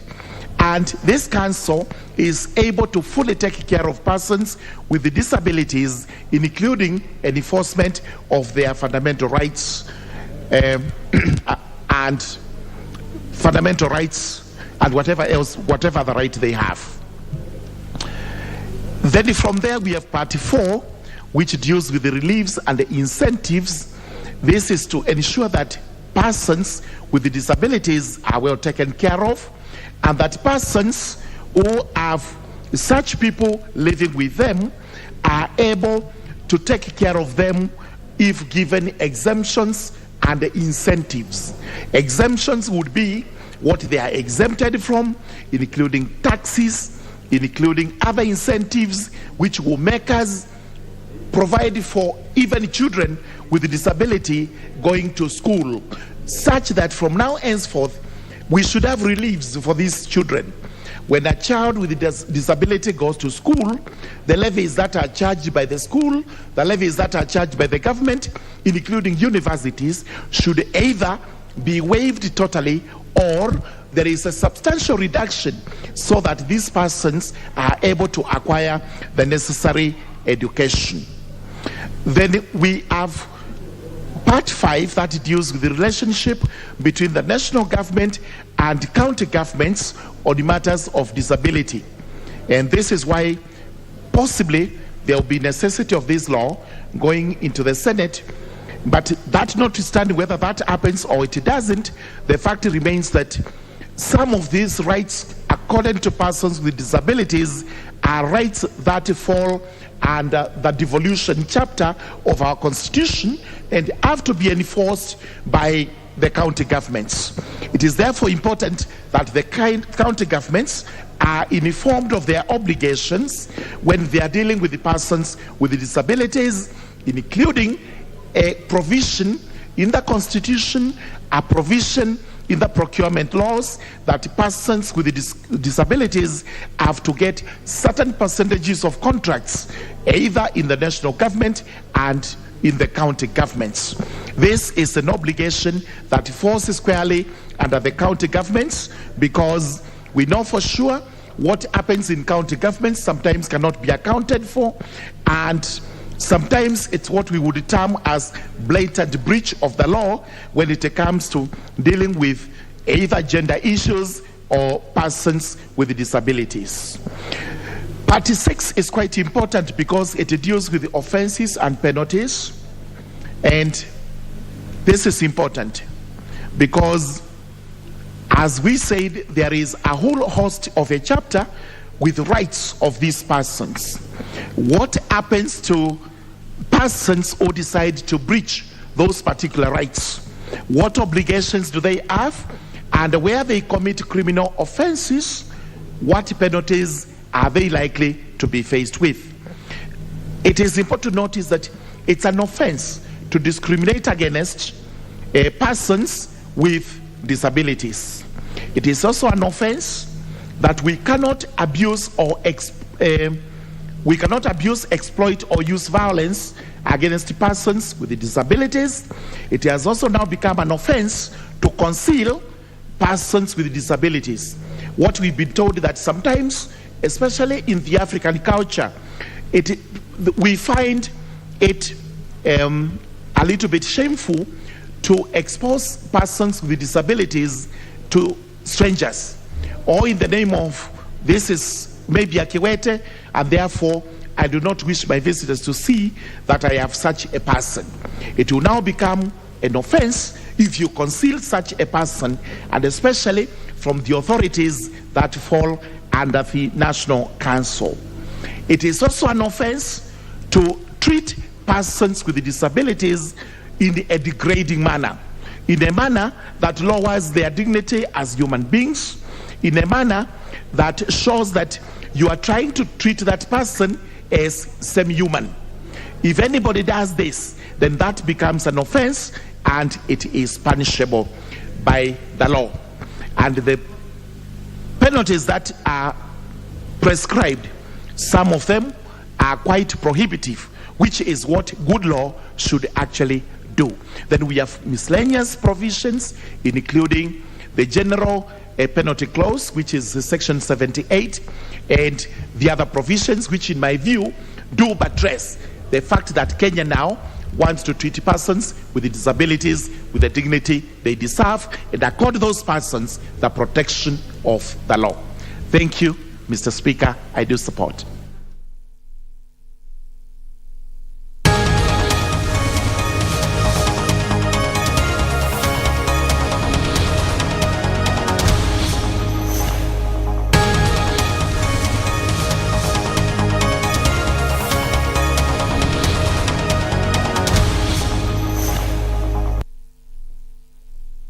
Cares about it. What is the use of talking about waste management? People are saying this is the right time. We already had a lot of laws which could be used to take care of this. As Senator Fakia said, we have a very bad habit as a country and as people. We don't even care where we dispose our waste. The normal one, forget about the other serious ones and the ones which are severe. The normal waste from our households, we just throw them anywhere. They rot in those dustbins. Those were the few dustbins which are in town. Look at what was happening in this country for a very long time. The Dandora dump site. You see the chokoras, the ones who are picking things there, trying to recycle. How do they look? When you look at these companies, which are supposed to be collecting normal waste from households, the workers, how do they look? The vehicles, how does it look? You know, when you make it look like this is not even a proper business, when really those guys who are doing these businesses are minting millions from the locals and from the people they collect the waste from. Just the simple, normal waste from households. The guys who are working in those vehicles are dirty. The vehicles are dirty. When they pass next to you, you feel like fainting. You know, when you go to other places, at least those ones who collect the waste have their, overall clothes. They are well protected. You don't care about our people. We don't care about anything. And we are talking about laws, which will not be helping anybody. So I feel, as far as I am concerned, this is not the right approach. We have to change attitude first, try and teach ourselves that we have to clean our environment ourselves. In some areas, you see, when you enter a house, the house is very clean. But outside the house, it's dirty everywhere. So we have that problem. So I don't think whether these laws will help anything. Everywhere you go is an eyesore. The people who are collecting the garbage are dirty themselves. So these things will really not help. Look at our waters, our waterways. The few small streams you have in Nairobi, they are all stinking, they are all dirty. We have created something called NEMA, and a mammoth organization, which I don't know what it does. Why do you go creating another authority called Waste Management Authority when NEMA, with all the resources and all what has been done, could not function all this long? So I think this is just duplication as far as I'm concerned. It might not be helpful. It is a waste of money. People want to create positions for themselves so that when some other possibly, my take might be that there are issues which are coming up. There are some international organizations who possibly want to dump things here. And an organization is being created so that people want to go and just, do some funny things.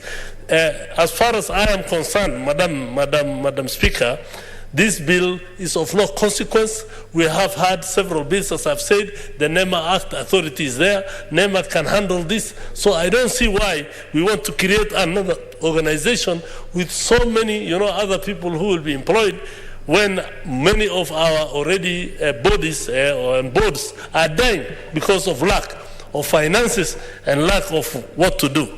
We have, as I said, our waterways, our streams here are dirty. You go to the river, you see what has happened to it. And we cannot even manage that. If NEMA cannot even manage that, what is the use of waste disposal? When you come to organic waste can be used, if people are educated proper, they can be used to create energy. We need a lot of energy in this country. Biogas. It's not only the dump, the waste from the animal waste, but even the other normal organic waste can be used to generate that. And that is a simple technology which can be used in households, which can be used anything. The national government failed to perform in this aspect for a very long time, for the last 50, 60 years. Now, county governments, which are already suffering, which have no money, are being told, you will take over these things. County government will do this. County government will do this. Money should follow functions. But when there is no money which is given to the county government, and the little that they were getting, they were already mismanaging, we want to create other enormous organizations who will just create more employment and cause more harm to the counties. Counties have failed to even collect the small garbages which are there, which are within the county headquarters. Forget about the other sub-counties. You go to every county, everywhere in this country, everywhere there's unnecessary garbage, which is mostly organic, and some few plastics, which can be recycled. Now, the one of the e-waste is becoming a great hazard to this country as well. Nothing is being done. So what is the use of creating all these things when NEMA has failed? So this is one question which I want to ask. And there are many other organizations and ministries which were supposed to have handled this. They have failed. How will county government perform? With no money, resources are not being released. National Assembly is bringing this bill here when they are curtailing the money which is supposed to go to county government. This financial year, there is no increment. And you know what we have undergone before. It is the same as the last county allocation of, the county allocation of revenue bill is the same. Nothing has changed from 370 to 370. And we want to add more. It's according to this bill, it's stated that once it's passed and signed by the president, within 1 month, it should come, or within 1 year, it should come into practice. These are just, write-ups which are not helpful as far as I'm concerned. So whether my colleagues say this is the right time for this bill, this is very encouraging. As far as I am concerned, it is nothing. This is just papers, and papers which are being brought about and nothing happens, no implementation. And when there's no implementation, what is the use of passing unnecessary laws which will not be helpful to this country, Madam Speaker? According to what the county government is supposed to do, and number 9 here, Article 9, county government shall be responsible for implementing the devolved functions of waste management, establishing the financial operational conditions for the effective performance of these functions. Where will that money come from? The county government shall ensure that county waste management legislation is in conformity with this act, and within a period of 1 year of the coming into operation of this act. So all these things are just imaginations.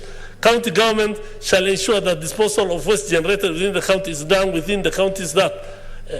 They cannot even do that. County councils are better sometimes when you look at some of these issues, Madam Speaker. So as far as I am concerned, I don't agree with this bill. It is not helpful. It's a waste of time because there are no resources. County government has been given all the job to do everything, but nothing. The national government wants just to create a board which they will employ the people and they will not be given funds and nothing will happen. So, Madam Speaker, I oppose this bill. Thank you. Thank you, Senator. Senator Agnes Mudama online.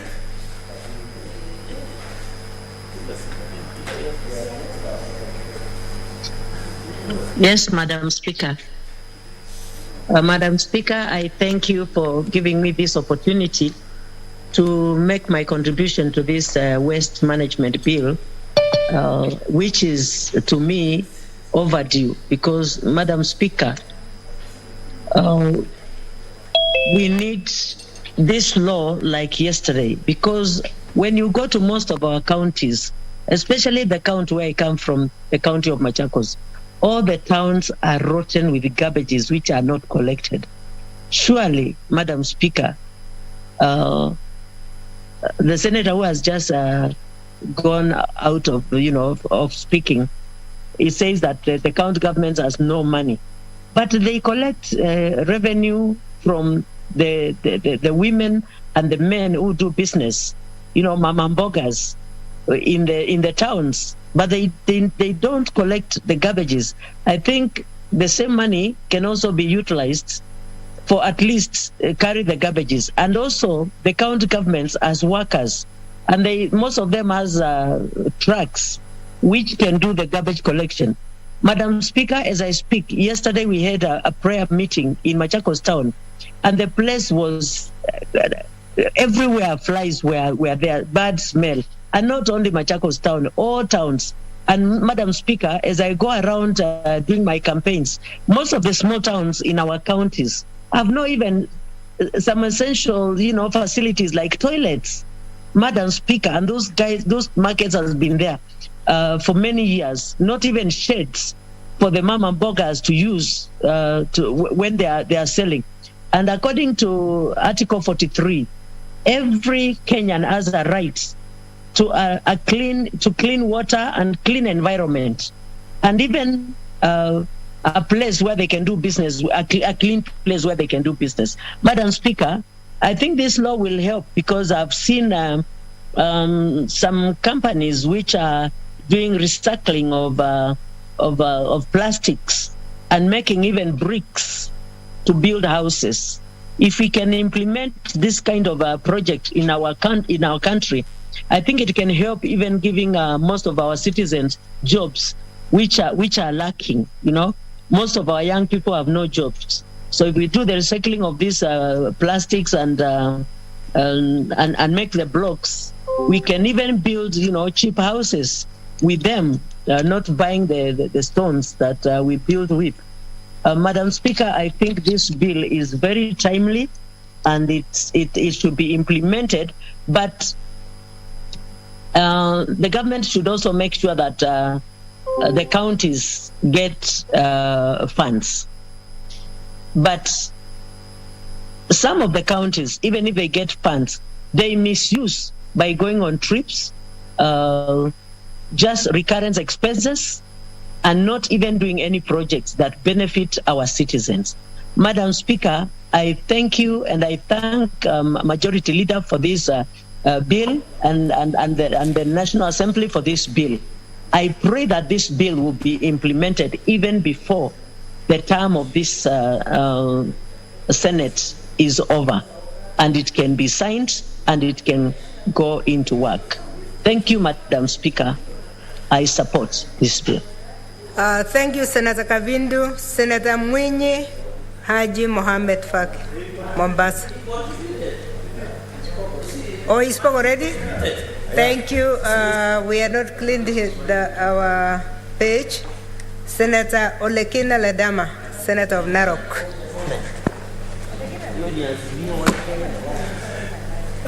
Thank you, Madam Speaker. How are you doing? I haven't seen you in a long time, but congratulations. I saw a very good picture somewhere.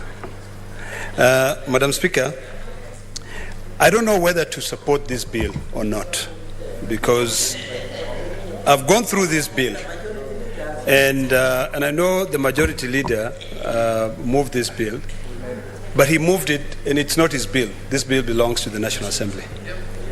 Madam Speaker, I share the same sentiments with my colleague, Senator Abdullahi Ali, because although waste management is a very lucrative business, sometimes I think it's a bit ridiculous that in Parliament we sit down, develop legislation, and most of the legislation which is developed here is aimed at one thing. Before, every legislation which was sponsored by the government was aimed at one thing: creating an authority.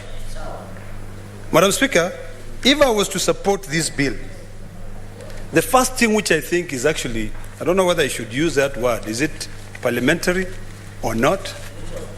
The word stupid? It's unparliamentary. But if you look at from section 6 of, I didn't move it, I requested. Madam Speaker, if you look at this bill, you know, whoever thought about this bill had a good idea, because they say waste management is not being done properly, but this should be our own responsibility as citizens of this country to have a better country to live in. If you look at this bill, Madam Speaker, and I hope you can take some minute and read, because I've just skimmed through it, and one of the things that really just baffles me is if you read from section 6, it says, there shall be a council to be known as the Waste Management Council, which shall be established by a cabinet secretary within 1 year of the coming into operations of this act. It proceeds and says, the council shall comprise of a chairperson appointed by the president. Jesus Christ. Why are we now getting into the issue of reducing the work of a president to go and appoint a chairperson to be able to help us, citizens of this beautiful country we call Kenya, manage waste? It should be a responsibility for every individual. So, Madam Speaker, if I was to support this bill from section 6 all the way to section what? Section 9 must be deleted. Because this is just an avenue of creating jobs, to create an authority, a council, have powerful people, to draw a salary, have allowances, have people travel, because that's what you do, Madam Speaker. Travel abroad, get a huge per diem, is a chairperson appointed by the president. go and say, I'm going to benchmark to see how other countries manage their waste. Yet, we have not even been able to manage the waste in this country. Why on earth should we start creating an authority, giving the cabinet secretary? Is it that the cabinet secretary does not have work to do? We have NEMA, the National Environmental and Management, what is it called? National Management Environmental Authority. What is the job? If you go to NEMA, they'll tell you certain functions have been devolved. What we need to do, Madam Speaker, because another section here, which I'll try to make sure that people see. If you go to another ridiculous provision, section 18, it says every county government shall prepare and submit to the county assembly for approval an integrated county waste management plan once every 5 years. They're now putting it into their CIDP. Madam Speaker, the county government should develop a policy. We should not have the cabinet secretary sitting down and say, we are now going to develop a policy on how we are going to manage waste, and we will also devolve this policy, so that the county government and the assemblies will develop a policy that will be put in their CIDP for 5 years. This is ridiculous. Madam Speaker, if we are serious as legislators and we want to help this country deal with the issue of waste management, the first thing we need to do is that we must reduce it to our own homes.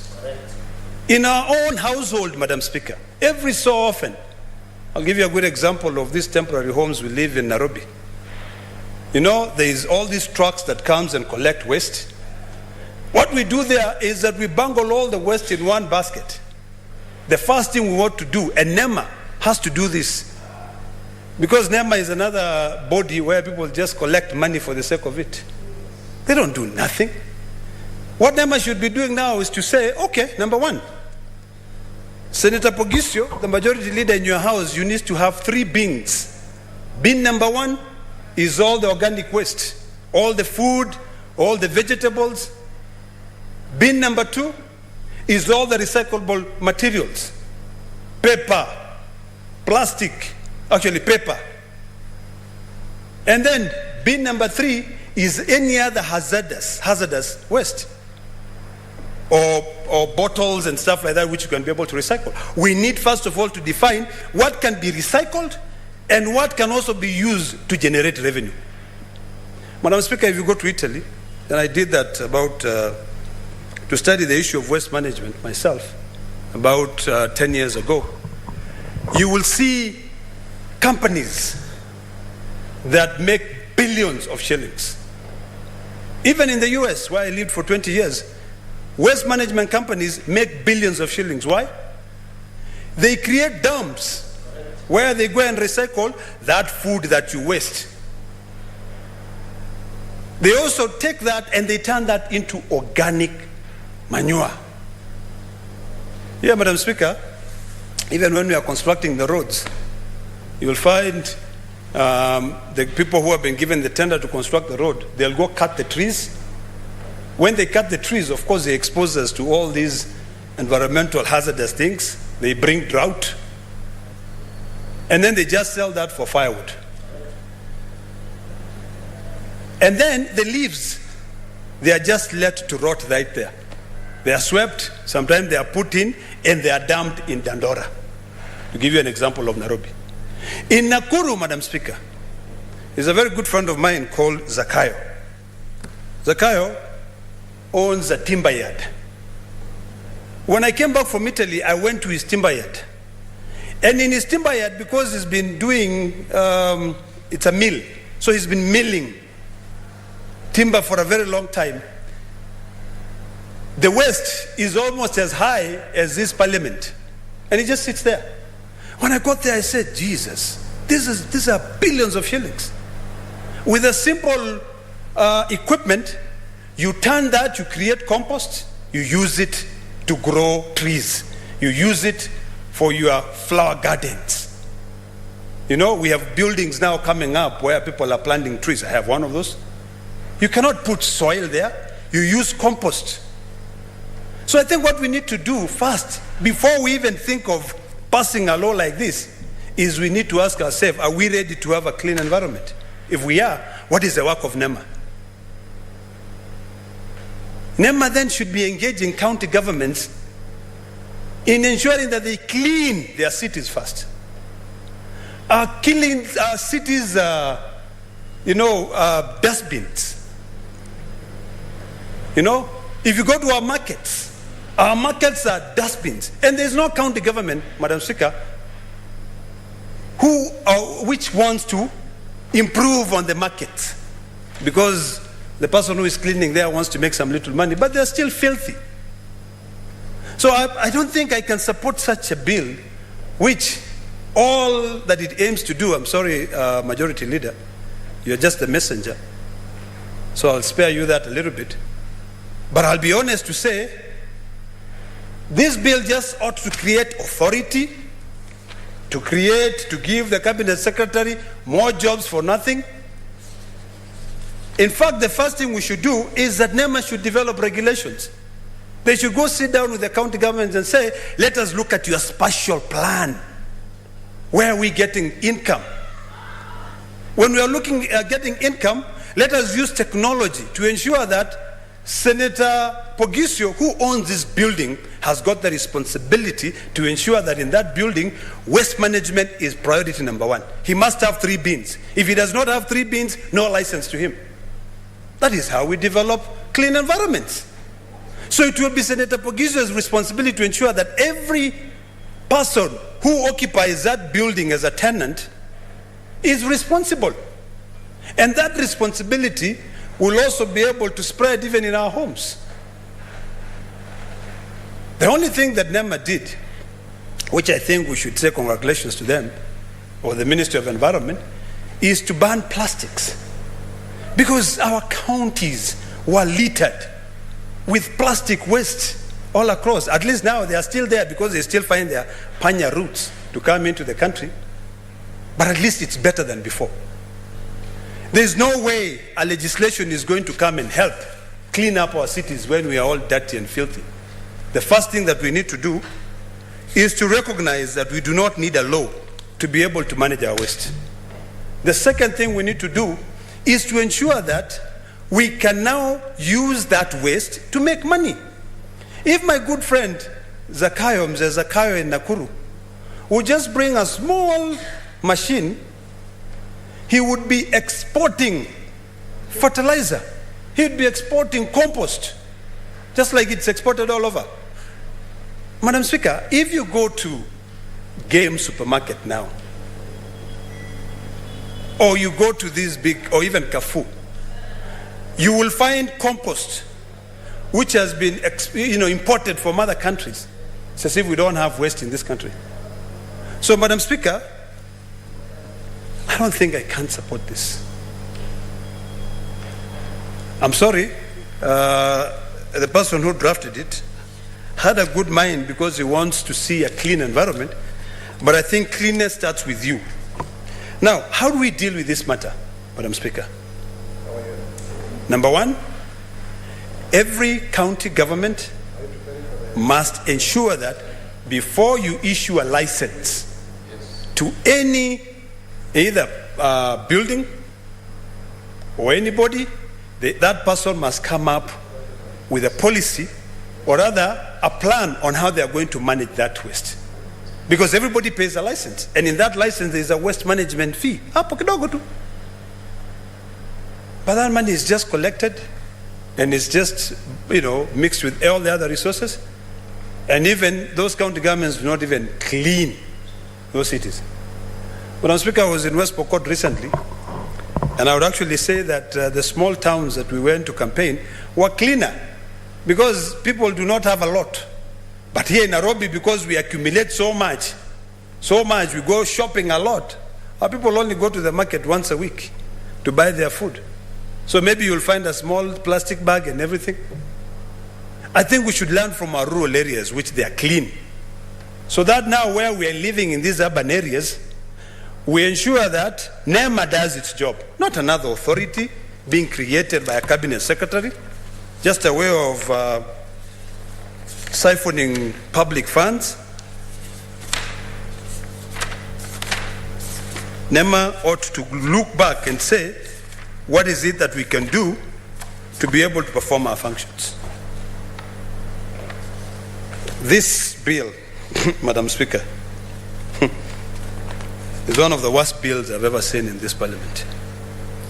And I hope that we can all become of age such that when we come and we introduce legislations in this parliament, we do away with this issue or this nonsense of creating authorities. In fact, this one is called a Waste Management Council. You give it such a beautiful name, and and you also now give the president the responsibility of appointing the chairperson of this council. And maybe even if you go to that chairperson's home, he or she will not even know how to manage the waste. So in summary, Madam Speaker, it behooves us, instead of coming up with legislations day in, day out, to ensure that we live in an environment which is clean, an environment which respects itself.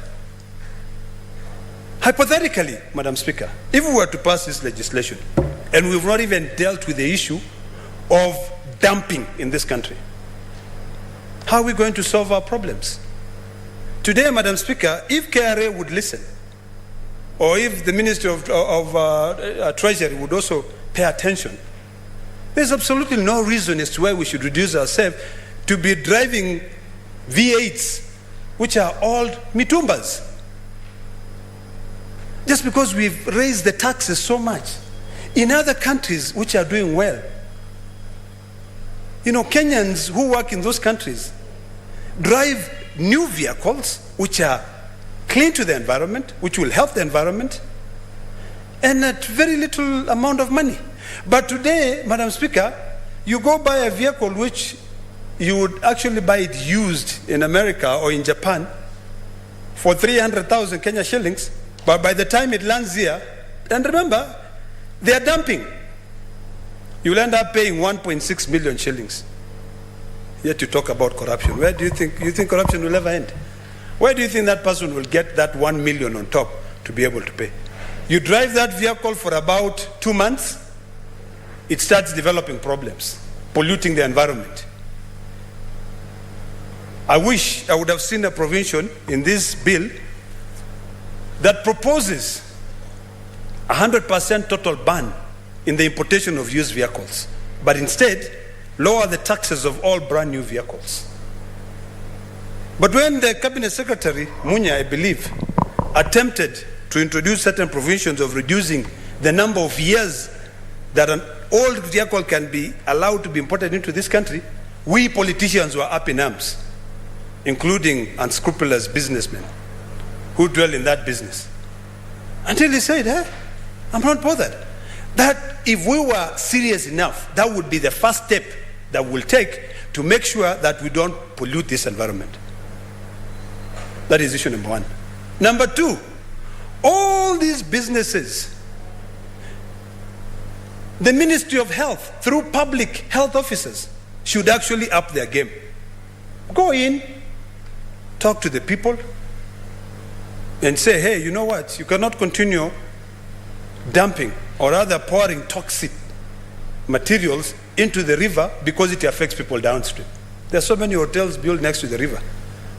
But those hotels end up maybe doing their waste, human waste and everything, into the river. That's why Nairobi River is so filthy, although the late Michuki attempted to really do something to fix it. I always say the Ministry of Health, through the public officers, can do so much good for this country in improving sanitation. The Ministry of Environment, which I think has failed in performing its duties, would, if they were to up their game a little bit and care about the environment and not policy or boardroom meetings all the time, then we could be able to have a better country to live in. Number three, as I summarize, this issue of requiring county assemblies in this bill to come up with a plan for 5 years ought not to be reduced into legislation. It should be something where, at least when they are coming up with their budget, and they are looking at their spatial plan to see where they are making their resources from, it is something which they should consider and say, when we are charging this license fee, X amount should go into the environment. And when it goes into environment, each county government should develop a very strong Department of Public Works, which deal with the issue of cleanness in those cities. It behooves us, Madam Speaker, as I finalize, to beginning being clean ourselves. We start recycling all the waste in our homes. And then slowly by slowly, because we are the legislators, we work with the county assemblies to ensure that when they are passing their budget, there is a clear dump site which is known. And in that dump site, instead of now increasing politics, because ask Senator Mora here, well, Senator Mora could have a very good idea of making money, creating employment for Dandora dams. But the moment he set his foot there, I'm telling you, 1 million people will come up in arms and say, what are you doing? Because people make money, but they want to continue making money in a very dirty environment. Dandora would create 1 million jobs. Dandora would be able to put money into this economy. But now, it can't. Every town, every city, Narok County being one of them, Madam Speaker, you will see that the dump site is right next to a river. And there are people living downstream. So we are not only cleaning the sewage and dumping the water into the river, but we are also dumping all toxic materials into that river. So, Madam Speaker, I will not support this bill. I thank you. Thank you, Senator. Senator Masitsa Naomi Chionga. Thank you, Madam Speaker, for allowing me an opportunity to contribute on this bill. Madam Speaker, I'll start by saying that the author of this bill, or rather the originator of this bill, had a good mind of probably sustaining or working upon the waste management. However, the bill itself, the articles that are in this bill, if you read most of them, and I can quote, Madam Speaker, from, I don't know where I saw it, but I can check very fast. Article, is it 5, 6, 7, 8, and 9? They really contradict the whole issue on this bill.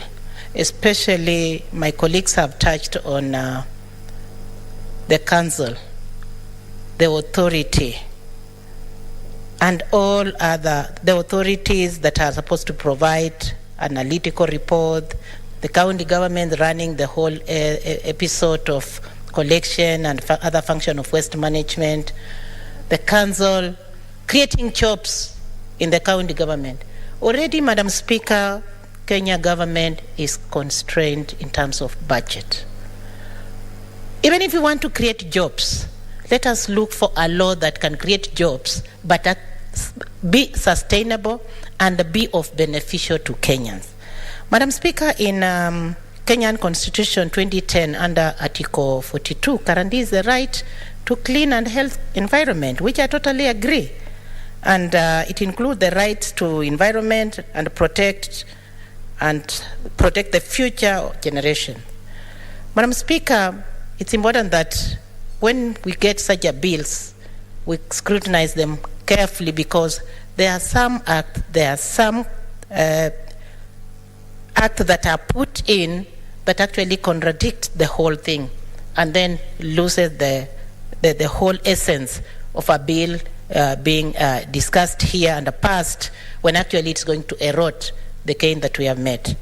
Madam Speaker, sustainable waste management has been a challenge across all levels of the government, be it at the county government, but they are saying that most of the responsibilities goes to it through the county government and the authority that they are mentioning here, through the council that they want the PS or the CS to come up with.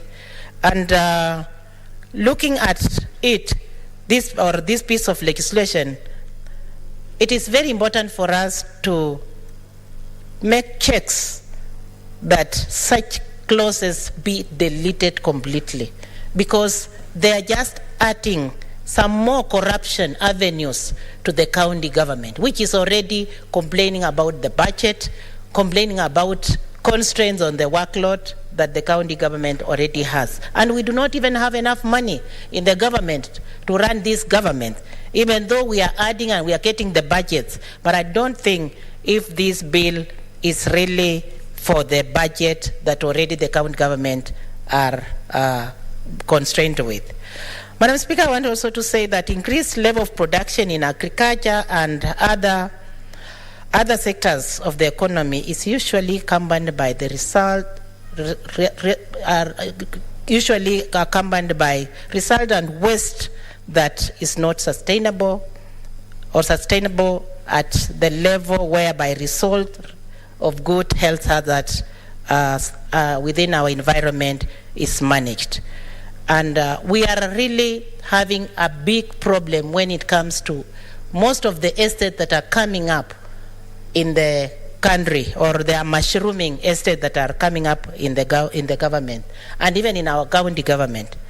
And NEMA is already there. And I can say totally that NEMA has failed us, including me who is speaking here. When it comes to waste management, when it comes to air pollution, where I stay, we are always complaining about NEMA, which has policies that it cannot sustain, it cannot review, it cannot even list. When you go to NEMA even right now with a complaint of waste management or coming to assess the pollution, maybe in a certain estate, they do not have an answer. But rather they want you to convince them. Why should we have authorities? Why should we have councils in addition to NEMA that we need to be convincing when actually their work is to work and act and sustain the waste management that is supposed to be their duty? Madam Speaker, I want to say that we have had cases where counties judge businesses and business operators for waste management without delivering the services. And that is there. They're just making money, booming businesses through the officers who are there. But we do not have, nobody can show you where this county government take the money that they collect on this. Instead, the county government, most of the county government come up with their own businesses, collect they become the owners of the businesses, and they collect money on behalf of the government or the county government, whereas the business is theirs. So why should we continue pumping money into these county governments or creating jobs to the county government just to continue with the corruption cases that we are trying to control and talk about in this assembly here or in this Senate here?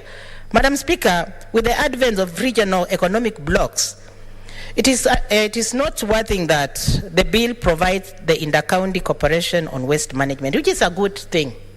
But again, let us look at it closely, that how are these economic blocks working even currently with the current status that they are in. So I just want to say that although the authorities are additional to what we have already had with NEMA, but I totally disagree that this bill, with what is the content that it has, the setup that it has, with additional jobs on the county government, we are just going to create more corruption, we are going to waste funds, and I think this bill, at my level, I feel we should fail it, it should go back, and we should not vote for it, because we are just going to waste resources, we are going to open avenues for corruption and nepotism when it comes to employment. Thank you, Madam Speaker. That is my contribution. Thank you. I don't support. Thank you, Senator Mwaura Isaac. Thank you very much, Madam Speaker. It's quite interesting to see that we are discussing a bill about waste management. To begin with, I think it's good to accept that there is a problem of waste management in this country. And if you go to other jurisdictions, you see very clean cities. But if you want to know where somebody has come from, you just need to look at the dust on themselves, in their shoes, or even the vehicles that they are coming out of. And that's normal. I mean, if you just look at the vehicles coming from Kiambu, you can tell they've just come from Mashambani. It is anathema for this country to have clean places. Yet when we go abroad, we don't even remember when we last, brushed our shoes. I don't know. Just recently, I was coming from the airport, and when you just land in Kenya, you are taken by the litter around the green spaces in between the expressway, the highway, the Mombasa Road, and all of that, and the bypasses. And we seem to be quite accustomed to that. And waste management is secondary. But we know for sure that this is a lot of money. If it is well, anchored, there is very good technology to do so across the world. And remember, even seeing in other jurisdictions, how waste management would, just one person who is a driver and a truck would go around, homesteads and picking all the dirt, and from beans. And just organized, beans, this is for paper, this is for whatever, organic waste and all of that.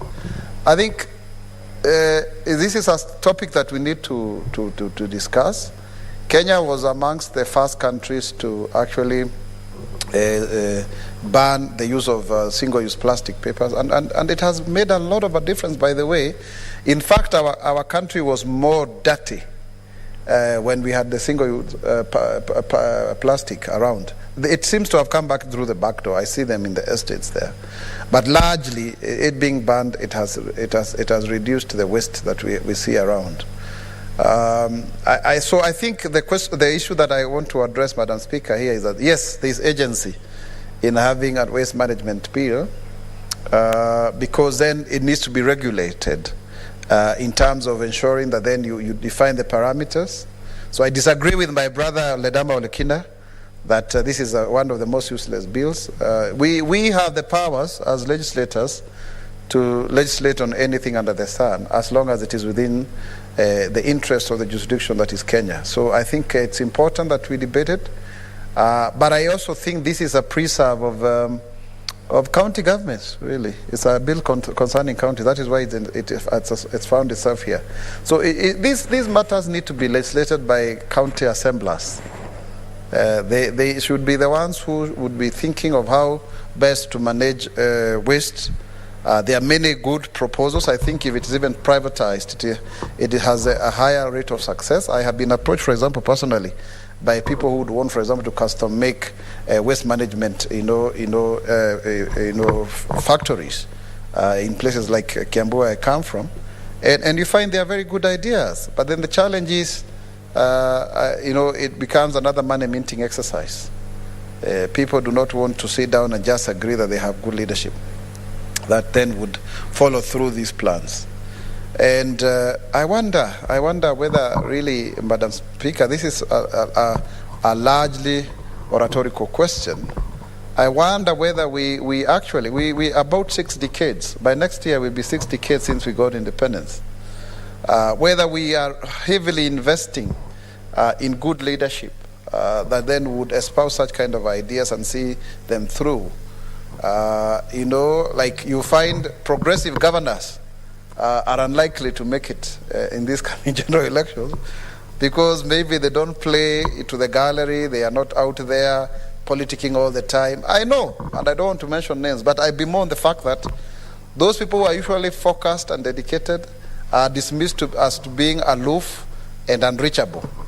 I mean, all of us now are in the campaign mode, and I can see Mama Sigino, Senator Naomi Shionga, and I wish her well, to become the women rep for Kakamega County. I know we are not in the same coalition, but as a good friend and a sister in Christ, I wish you well, that you may win that election. But you find that how many times can you receive people's phone calls? If you receive all phone calls that you get on your phone, then you will not be working. But that's a main complaint of constituents. They want you to receive all their calls and to answer to all their needs, and that would mean giving out handouts and such kind of things. So I have, from my own personal experience, I think we only need about 3 to 4 months of campaigning, and that is enough to produce the kind of leaders. But as long as we have robust laws that midwife such kind of leadership.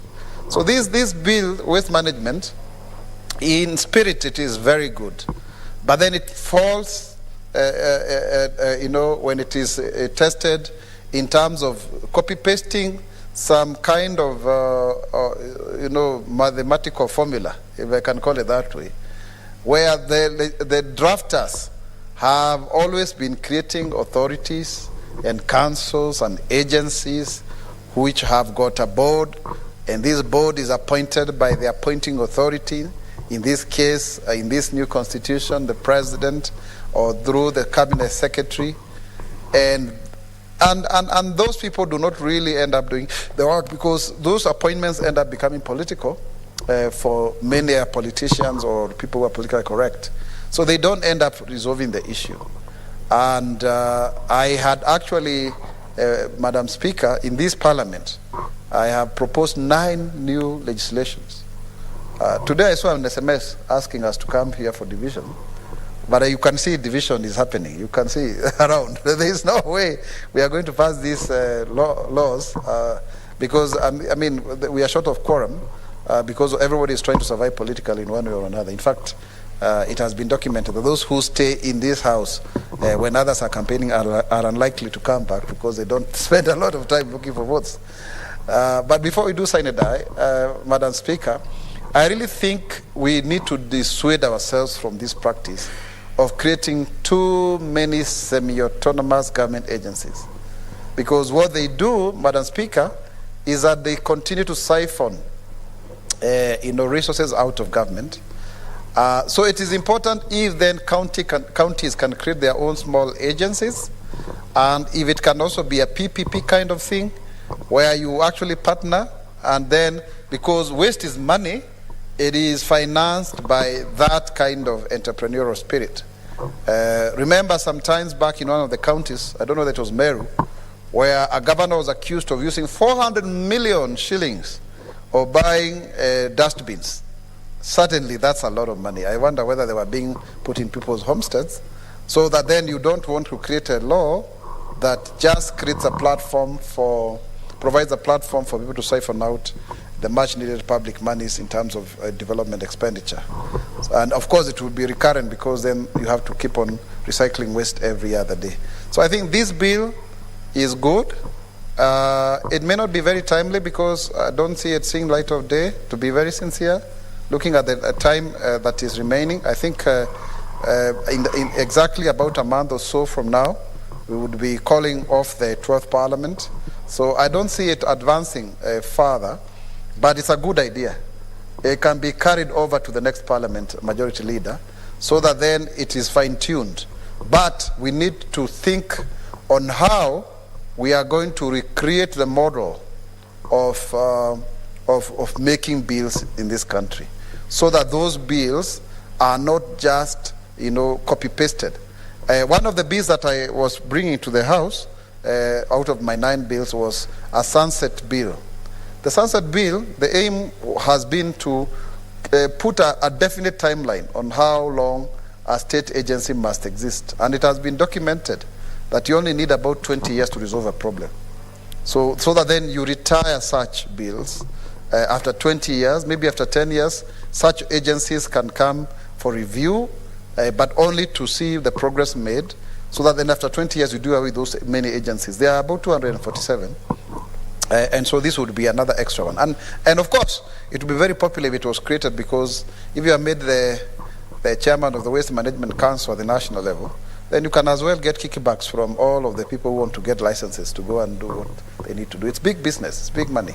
But that's not the idea we want to have. So in terms of progressive thinking, I think we need to relook at this bill and also ensure that we add value to it. That is why we, the Senate, are essentially a house of revision, so that then we don't just throw the baby with the bathwater. So otherwise, I think a lot has been canvassed, and I hope that then in the new format of the bill, it will not just be an overarching enabling legislation, but then you custom make, or rather you delegate the legislative power to the county assemblies, so that each one of them would get a bigger picture from the mother bill, but then they custom make it to suit their needs. Why? Because even a very good example was given just now on the floor of the House, that where counties don't have a lot of waste, maybe there's a limited development. So then you don't want to say the same for every other county. But it also means, Nakuru just the other day was to be a very clean city. Very, very clean. You would be happy to be Nakuru. But because of the exponential growth of Nakuru, as one of our 5 cities, including Nairobi, Mombasa, Kisumu, Eldoret, and now Nakuru, it has become very dirty. It has become very chaotic. It speaks, of course, waste management cannot be removed from city planning, physical planning. So again, that also is very, very important, because it's not just a question of this bottle of sanitizers that are all over here, but also in terms of stormwater. How does it go all the way? How does it clog our streets? How does it make it, because it's part of waste and all of the garbage that it carries with it. So I think it is a very holistic thing, but it needs to be structured in such a manner that we localize it to make it more, amenable to what will be, important in a certain, locality.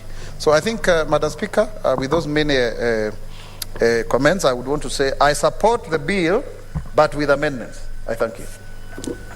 Thank you, Senator. Honorable Senators, that was the last contribution, so I would now like to ask the mover to respond. Senator Pokisho. Madam Speaker, I beg to reply. Madam Speaker, this has been a very interesting afternoon. The bill which we have been canvassing here is the Waste Management Bill.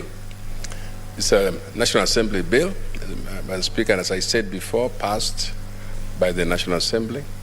But now here, this afternoon, Madam Speaker, has found a very robust debate in the Senate. Very robust, and I'd like to thank the members who have contributed. Some of them are not very comfortable with it, a good number of them very comfortable, but there are definitely some work to be done on it. But Madam Speaker, I just want to ask that the members realize that this is very practical, applicable to your counties, applicable to our devolved units. It is the place where we suffer for lack of proper management of our waste. And so, I agree with Senator Mwaura, who basically says, yes, it's a good bill, it's very progressive, but we might have to put it in a different format. And that's, of course, for every bill that we have, Madam Speaker, we have a stage at which we can bring in those amendments. And I'd like to encourage that we make a bill better, definitely by enhancing it through amendments. And so I want to say that because, Madam Speaker, that is of the circumstance of the day, and members being away, I would like, Madam Speaker, to move and ask that, pursuant to Standing Order 61.3, the putting of the question be put to, the question be put on another day. Thank you very much. Madam Speaker, I beg to reply. Thank you, Leader of Majority. The vote is therefore deferred to a later date. The division will be at a later date. Honorable Senators, I would like to now go back to order number 8 and defer orders number 8 to order number 24 for the convenience of the House. Further, honorable senators, order number 26 and 27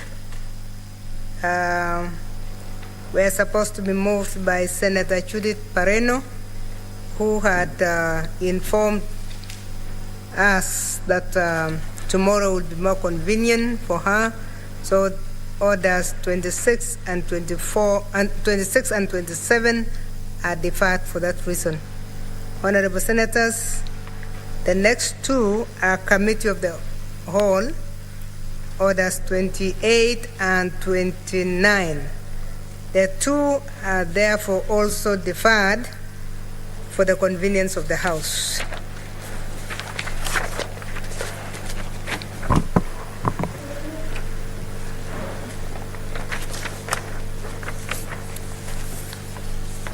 Honorable senators, there being no other business on the order paper, the Senate stands adjourned until tomorrow, Wednesday, 11th May 2022 at 2:30 p.m.